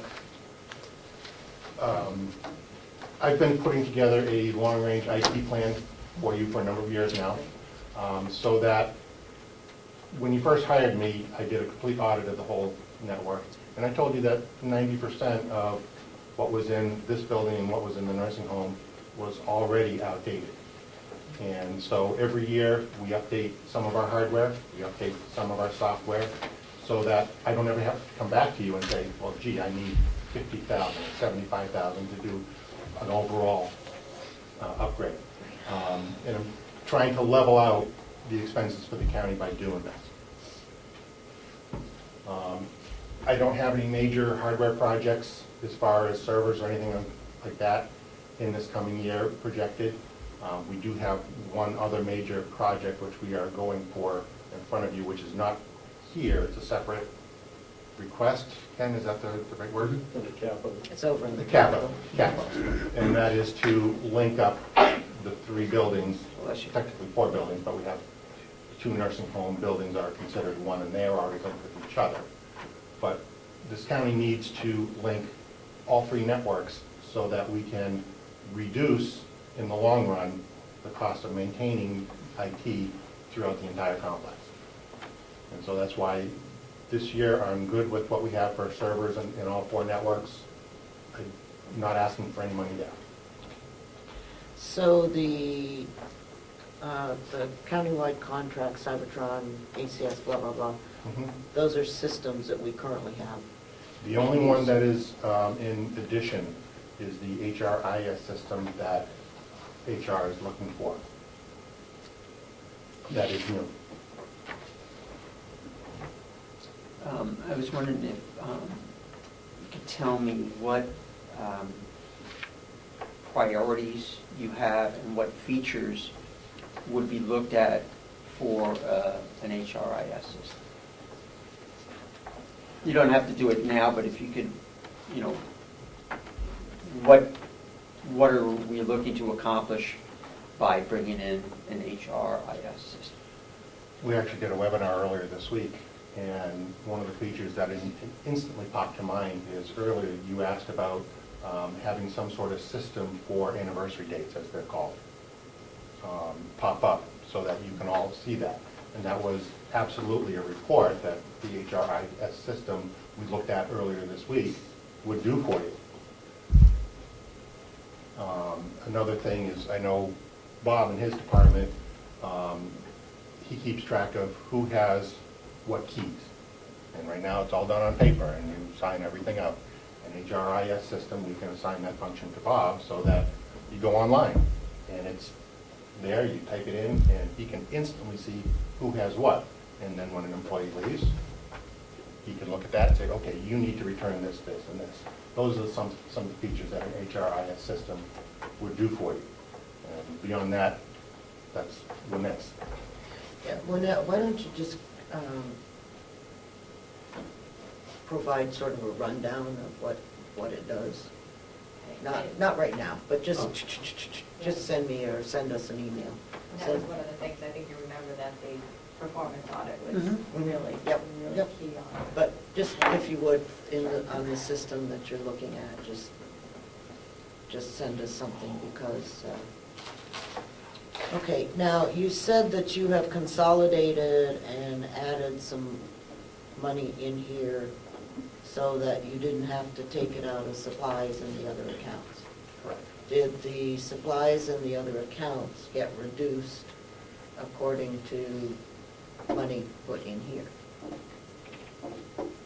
Yes, in the process of John's work with each of the department heads, when he identified their needs, the result of that is that he got that information and they didn't have to put it into their budgets. So what you're telling me, if I look at the supplies line, That it should not have anything IT related in it. but it shouldn't have any increases.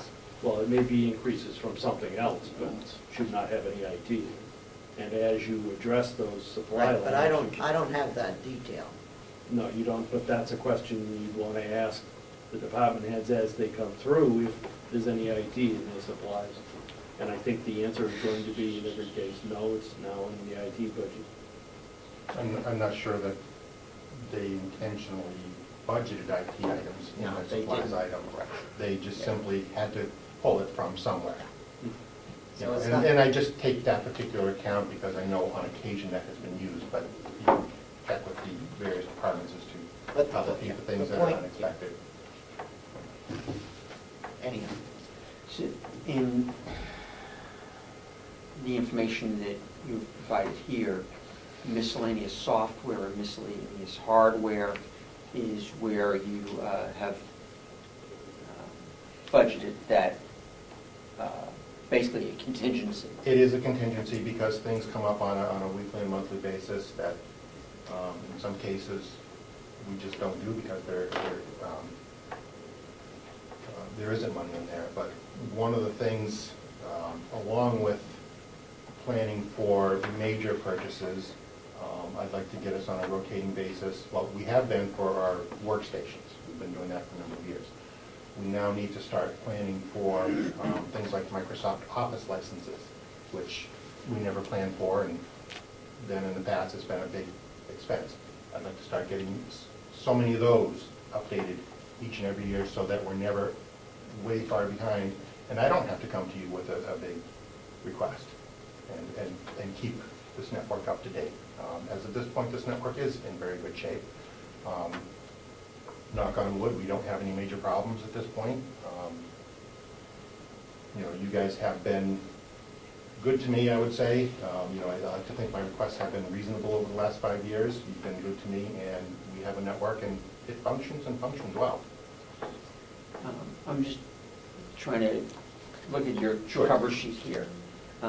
So this, we'll call it contingency, is miscellaneous software and hardware numbers. Correct. Right. Where does that then, if I want to match these numbers to these numbers, where is that miscellaneous software and hardware in the budget that we've been provided? You wouldn't know the answer to that. It would be on the third line down, miscellaneous software and hardware. Oh, okay, I see. It's not in, it's supplies and hardwares. And over in the comments, you have miscellaneous. Right. Okay, okay. One line above that, have annual software contracts, 58,000.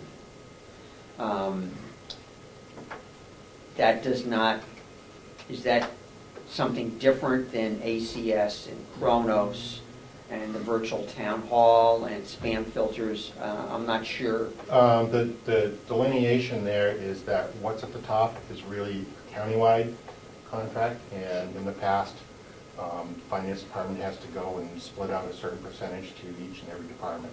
Those are countywide products. And we stopped that last year. The annual software contracts listed below is an aggregate of individual software contracts that are tied to a particular department.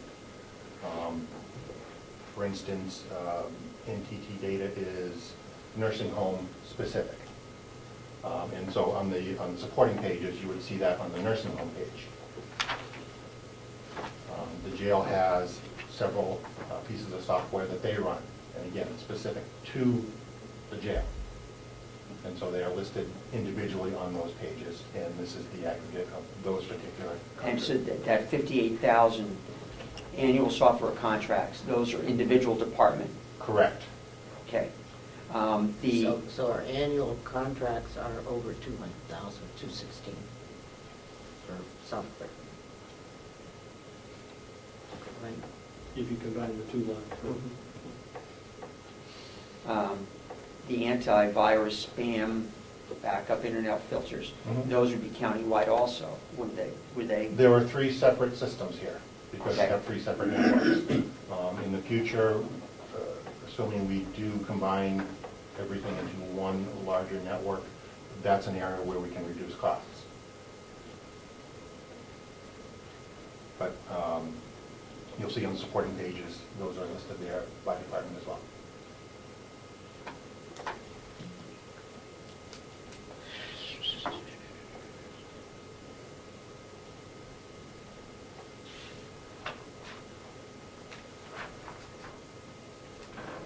So let's go to the capital expenses. So you're looking at 80,000 for fiber optics. Correct. Correct. That includes the cable itself, the installation of the cable, and then there's also supporting hardware to connect it within each building.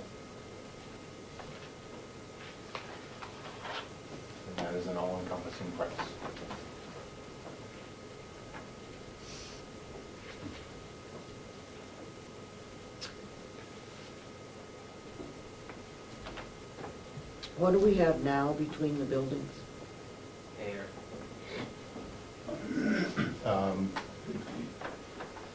There is no direct connect between the building. I do have what's called virtual private networking, which gives us limited communication over the internet, secure encrypted communication as well. And for instance, that's how the Comeau system in this building talks to the time clocks in the other two buildings. But it is not an adequate speed in order to bring everything into one large network. It does give us some communication, but certainly not enough to give me one network for the entire county. Is that software or hardware? Both. Could I put up a Wi-Fi tower for less than 80,000? It still wouldn't give you the bandwidth and it wouldn't, or the reliability. And again, that 80,000, it's an investment up front. I had provided numbers last year, which I still have. Yeah, I still have them. That payback is in as little as 6 years in cost savings to recoup that $80,000. Does that include the potential phone savings? The phone network,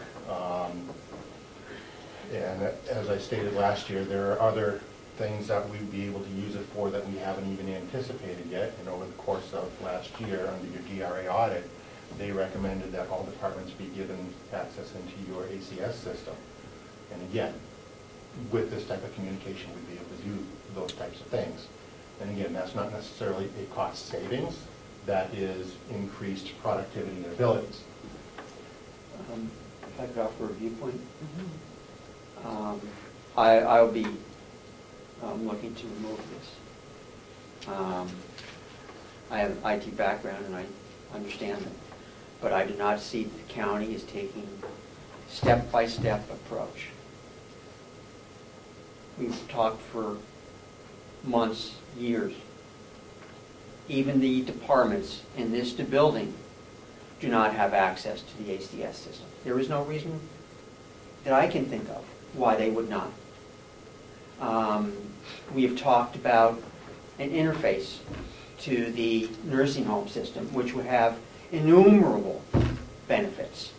We've provided, we've been in contact with the vendor and talked about the cost of doing that. And I've been in communication with the administrator about that and ACS about that. Nothing is included in the budget for that, and that does not require a fiber optic network. The list goes on and on. Purchasing system for ACS that would, I think, have innumerable benefits. It's $3,600. There's been no, consideration. Yes, there has. Well, there has been, and you rejected it, I guess? I believe I told you, I called them and they told us it would not work on an individual basis. Unless we're all tied together with one office, their ACS program will not work. I called them and talked to them myself. I'm not an expert, but that's what they told me.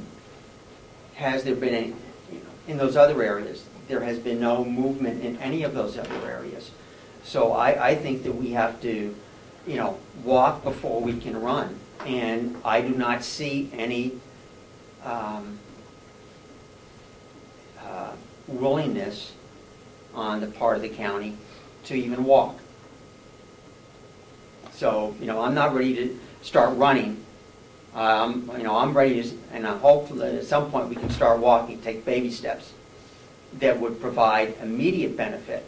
But, until the county is willing to take those baby steps, then I'm not willing personally to provide for this kind of investment, especially when, we are pounding the taxpayers.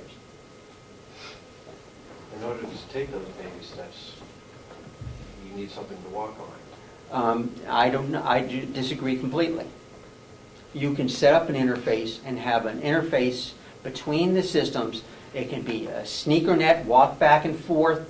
It can use the VPN. There is no reason why we have to wait for a fiber optic network in order to do an interface between the hospital system and, the nursing home system and the county financial system. I don't even know what an interface is, so you keep saying interface, I don't even know what that is. When we had a conference call September, October with ACS that we were in as part of the call. They provided us and even mailed us specifications for their side of the interface to the nursing home, their standard interface. All we would have to do was send that interface to the nursing home system provider and get an estimate from them to output files in the requested format by ACS. What's an interface? Is that the how we have one system talk to the other. Okay. I'm sorry. So, like you're talking about the cloud? No, Oh. no, a file. It could be, it could be put on, a little memory stick, USB device, and walked over. It could be sent over via the VPN. There's many ways of doing it. And it's not rocket science. But, so we don't need to launch rockets. We can, take baby steps. But, I see no willingness to take baby steps. And it could be that is because our administrator was involved in many other things, but I don't disagree with where you're coming from. And that maybe they can figure out something, a little plan, maybe, that we could see. Says, let's try these things first.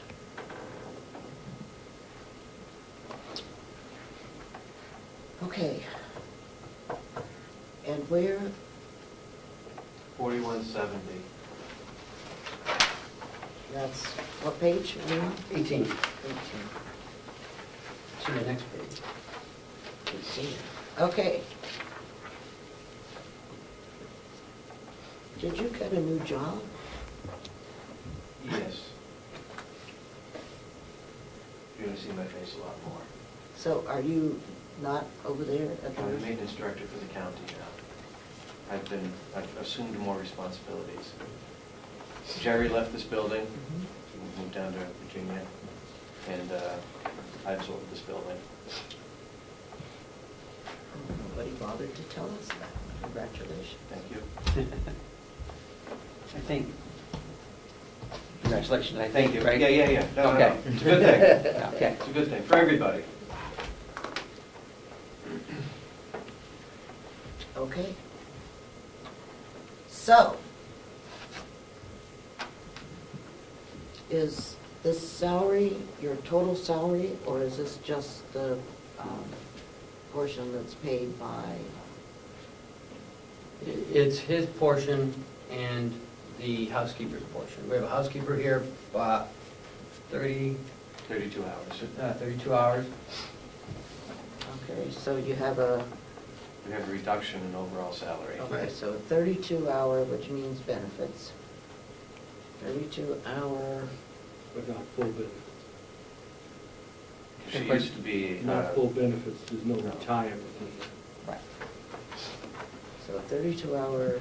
But full medical, dental, and all that. Okay, so how much is that out of the 44? 32,000. Oh, so they get $1,000 an hour. Yeah, Ken's going to apply for the job. It's actually me that's doing it. So 32,000 is for the... Housekeeper? That's, yeah. Oh, housekeeping. So that... And then the other 12 is... 12,000 is Bob's. Okay. Thank you. And how are the benefits split, in the same way, or? Yes. Because we're showing no medical insurance here. It's not So- carried here. But it says it went to the commissioners, but he's also paid for by the, But all the medical insurance was consolidated into the commission. So no one has No. medical insurance. His medical and dental would be paid out of the nursing, not out of this one. so you're not allocating any of those costs? No, he's being treated as a stipend kind of situation under this budget, portion of the budget. It'll be just the salary and the deductions for the taxes, withholding, strictly. And we can do that Yeah. legally, okay. So, retirement, this is, the retirement expense, the 49 is based on his $12,000 salary? I don't think so.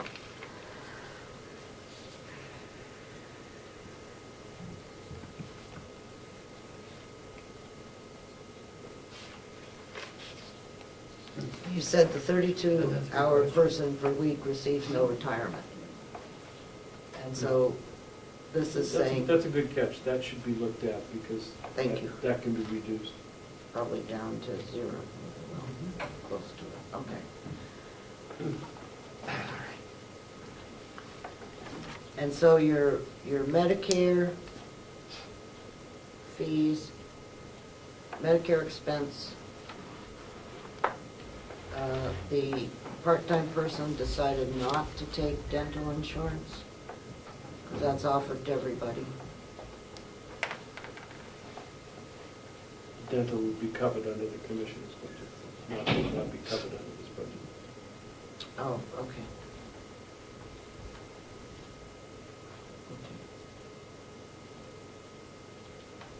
And the Medicare expenses, what is this number? It looks like that's the 32,000, That would be the total. but is that just this? It's not Bob's in here, right? No, it's just hers. I'll have to double check, but it should be based on the total amount, Which total now? on the 44,000 total. Both the Social Security and the Medicare should be based totally on the 44,000 amount. I know, but you said you were, The medical is consolidated to commissions. The Medicare stays in the line because it's directly related to the salary.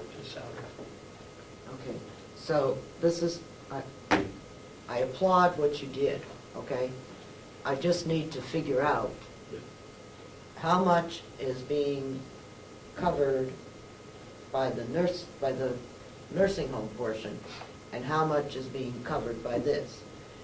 What you told me is that this was a stipend, okay, an extra, so his salary over at the nursing home is whatever it is over at the nursing home, okay?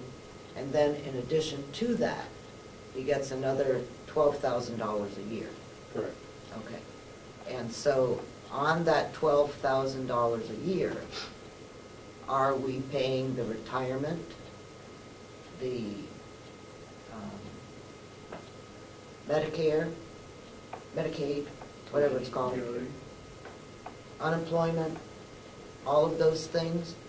Are we paying that separately? And the reason I'm asking that question is that especially on the retirement side, okay, that's not something that if I were Bob, I would agree to. Because your retirement is based on your total salary, which means that he's probably getting less, he would be getting less in retirement than if he was getting whatever his current salary is plus 12,000. So, Okay. I would just ask that you look at this, and that it may be a better option to charge everything to Bob's salary in the nursing home, and then we pay for it in a transfer. Okay, we'll certainly take a look at that. Okay. But the way it's set up now, his $12,000 stipend would be in the, what is soon to be adjusted retirement figure, because the other position will no longer be drawing retirement. It would be included in Medicare and Social Security. His medical benefits would come out of the medical and dental benefits, and any other benefits it has would come out of the nursing home. But what I'm concerned about is where is he showing retirement expenses for his total salary? His salary plus He's his showing stipend. some retirement expense on the $12,000 in this account, and some retirement expense on the nursing home side for the balance of his salary. He will show it in two places. It will funnel into the retirement system from both spots.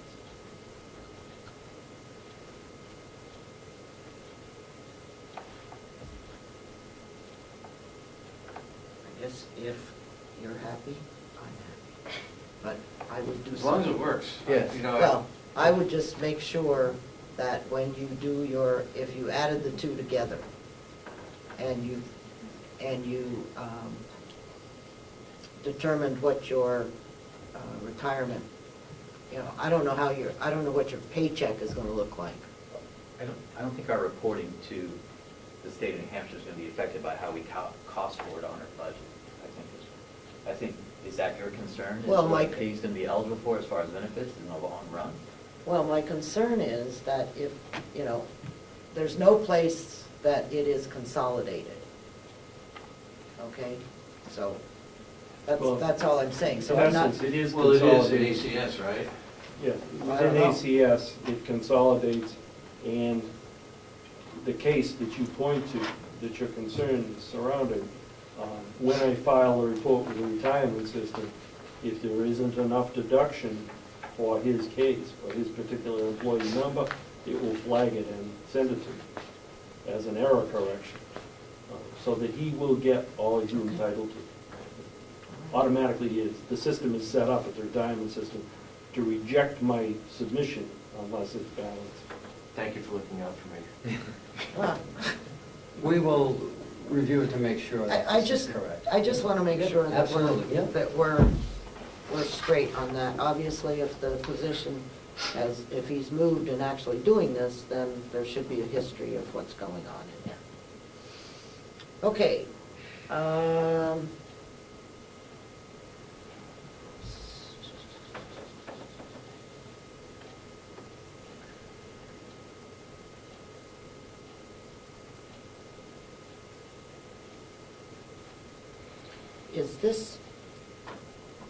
Is this where we pay for the phones? The contracted fees and services line you're looking at? Yeah, because it says Verizon Wireless. And Fairpoint. So this,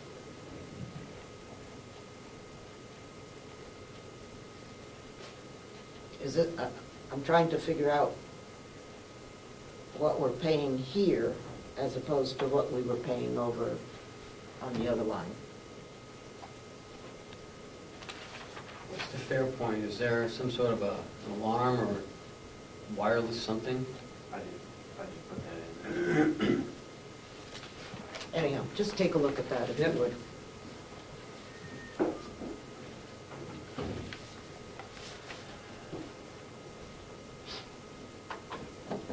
You're not going to find any striking changes until you get down to Carroll grounds. I added $4,000 in for sidewalk repair around this building.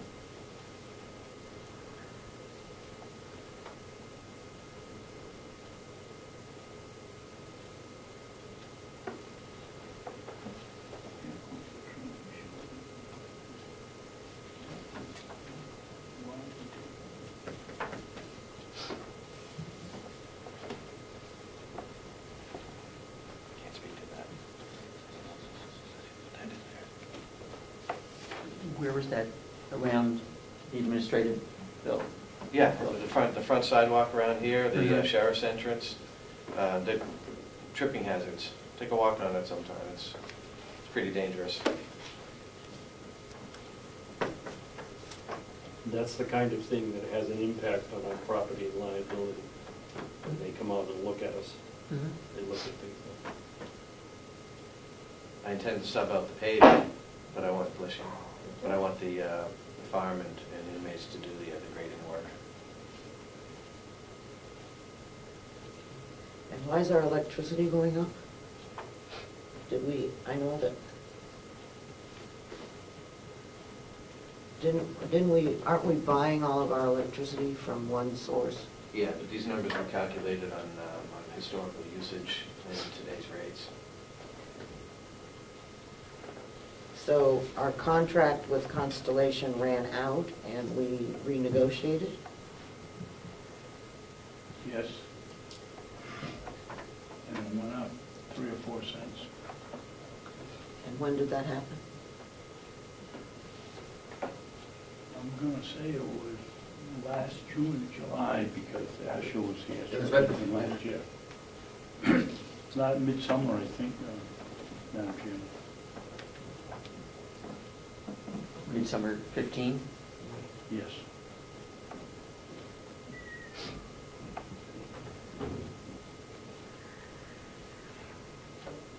All right, tell me about the county car. What is this? Is this our shared car or what? Yeah, Yes. It's one of the leftover. Do you want to speak to that, Ken? Yes, the sheriff would get rid of 3 vehicles.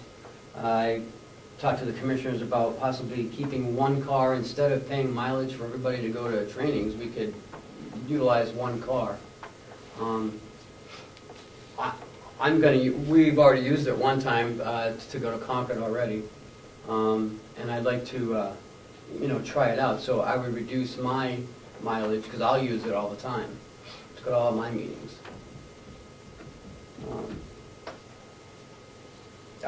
I think in the long run, I think it would, save money as opposed to paying mileage to everyone.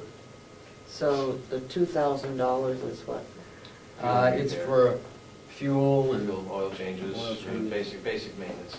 Nothing catastrophic, but basic maintenance.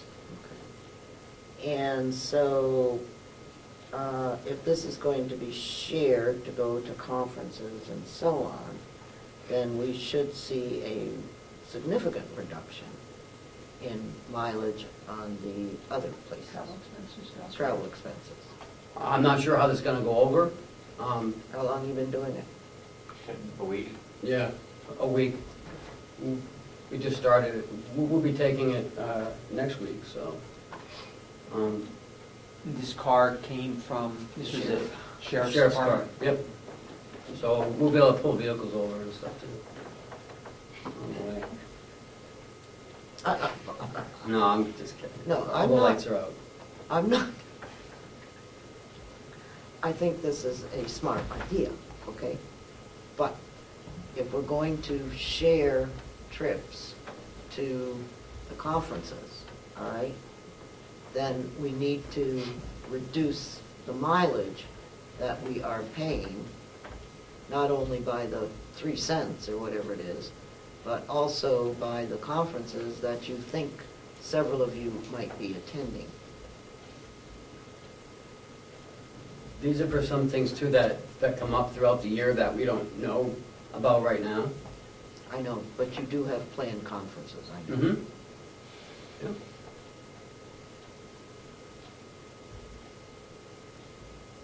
Now, It's only $2,000. It's not a lot of money.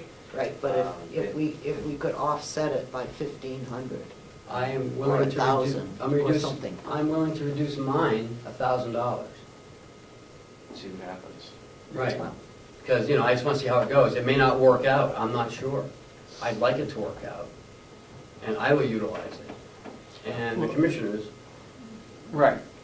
Isn't there some management prerogative there, or directly possible in terms of travel and use of the car? It may not work out, though. Say, Howie Chandler leaves from here to go to a meeting in Concord, and it doesn't make sense for him to take the county vehicle because he lives in Laconia. So he'd have to come all the way back to drop the vehicle. So, there's some instances that it's not realistic. I didn't say that you reduced it all. Right. No, ma'am, Okay. I'm trying to answer his question. He's saying that, it's management's prerogative. Well, in a lot of cases, it may be. Yes, right. But in some Right. instances, it may not be. So, Right. Mhm. I will use it as much as I can. And I'm sure if we go to meetings, we would use that car. Well, Monday will We've already save, arranged probably, for Monday will doing it on probably Monday. save Oh, $200. we'll save 200 easy. Right. You know, One trip. the 3 commissioners and the county administrator, I guess he's driving, I don't know. No, he won't let me drive. There seemed to be a Keep conflict driving. about who's gonna get to drive, but the 4 of us are driving to, to observe the drug court. Right. On Monday, all in the same vehicle.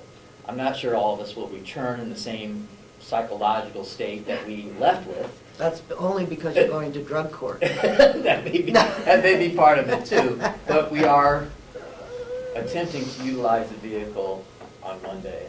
And it's a test, it's never been done here, so I just want to try it out, see how it works. And if it works, great. If not. But it's something, I want to try. Well, you have 3 months to try. Okay, thank you. Well, actually, 2.5 months. Okay.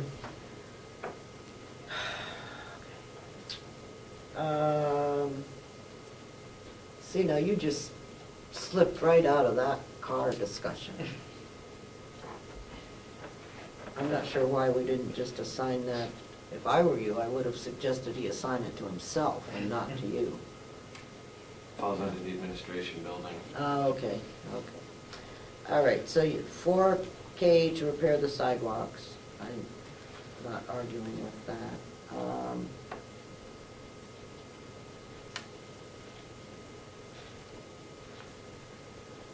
What does a new floor machine cost? About $5,000. And we're spending $4,500 repairing it?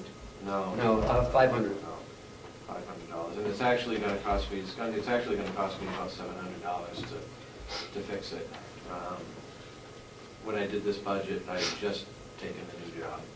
And now that I've had time since to explore that floor machine even further, I've determined that it's going to cost about $700 to fix it. But So what equipment, what are we looking at? I know you've got money in here for the elevator and that services kind of stuff, so what's included in our $4,500 besides the floor machine?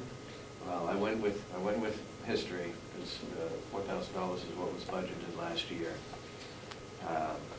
And it's maintenance for this building, for the heating equipment, air conditioning equipment. Just look around. Keep the building humming. And of course, no IT, right? No. Of course not. It's someone else. Okay, let's go back to the capital expenses for the Register of Deeds and the Attorney's Office will be covered by Representative McConkie when he does his thing. So, interest expense for the bond. Oh, that's over in the other section, right? Yeah, that's over in the nursing home. I'm on page 16. Because we're responsible for long-term debt, and let's see if I can. Well, on what page, Madam Chairman? 16. 16? Yeah, the same page as the IT. Oh, okay. I'm sorry. So, okay, so you have combined the interest and the long-term debt figure. Separate. 9100 series is interest and 9160 is Oh. debt. I'm sorry, I was looking at the wrong place. I was looking at this, okay. So 69 in interest, or our interest went down, our bond payment stays the same, okay. And the expense for the TAN is going to have to be adjusted upwards. The tax anticipation note, the 100,000, going to be woefully short. So we didn't get as good a rate? No, we did not. Do we know what that, Yes. It went from 1.5 to 2.67.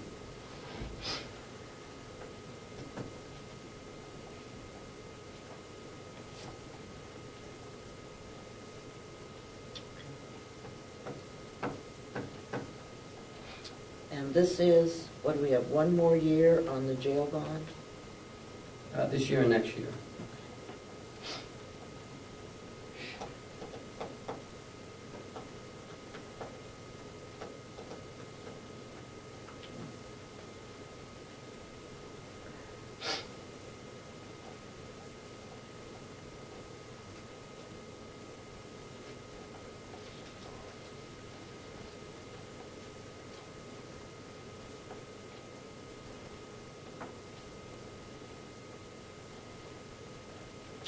Okay. Is there anything I forgot?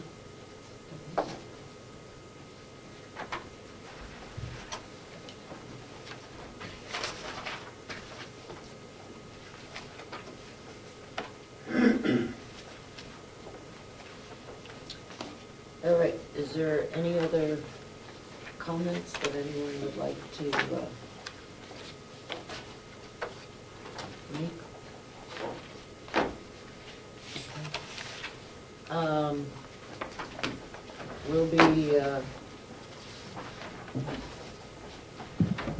We'll be getting, let me make sure I get all these back together where they belong.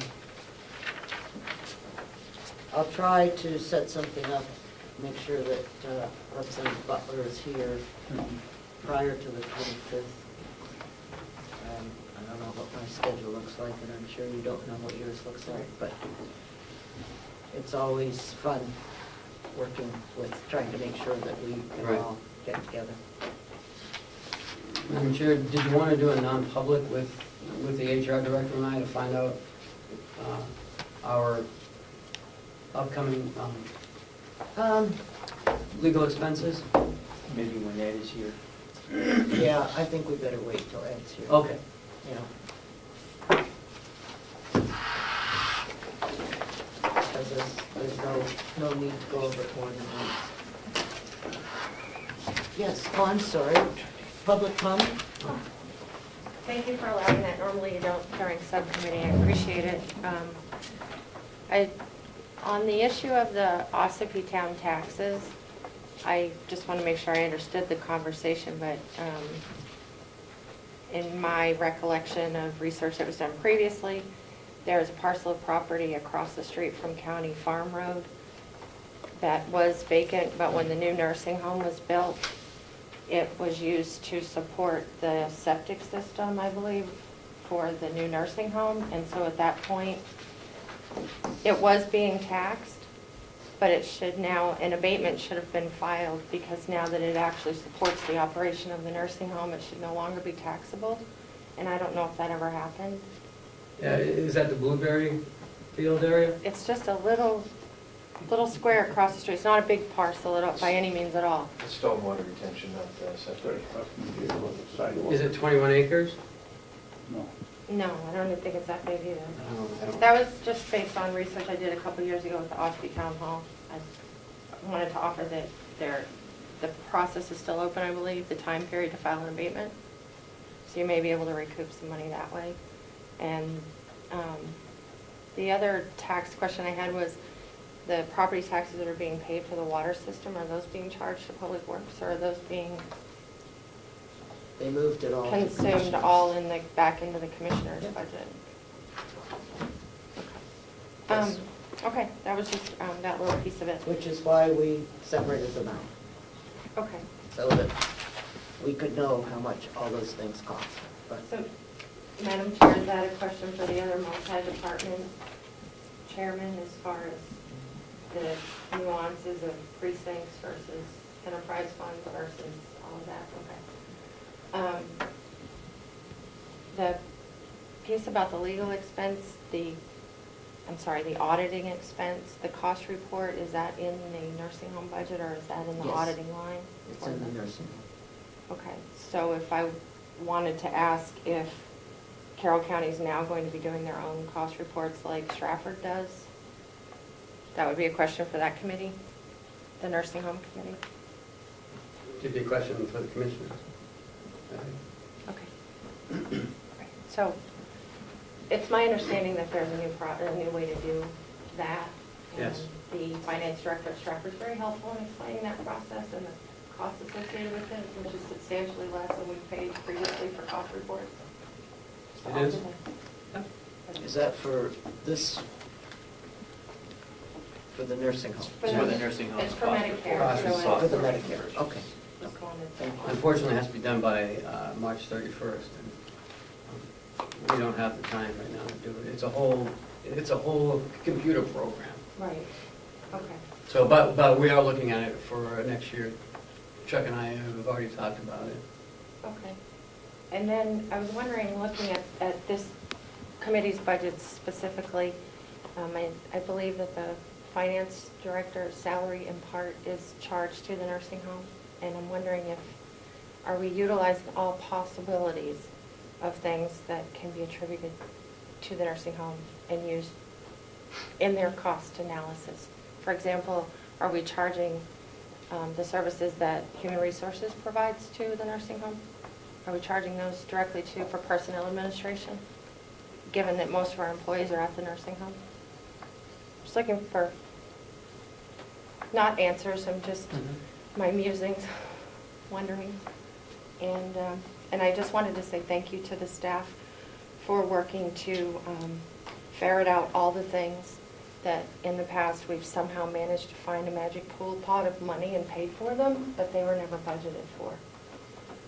Thank you.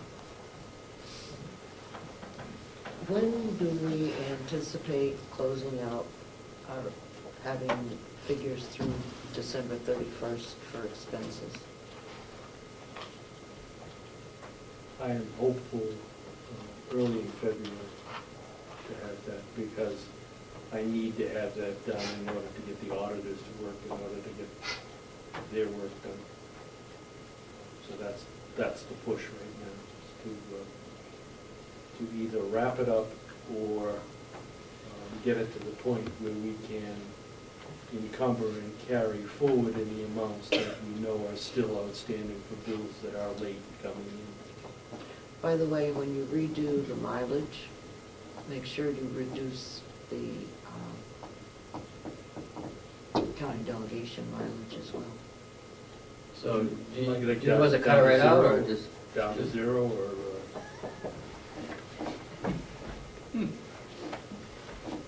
The reduction, Yes, ma'am, we will. I know. Okay, so we'll Meet again. meet again. And thank you. All right. Thank you. What time's the nursing home closed for lunch? 1 o'clock. Okay.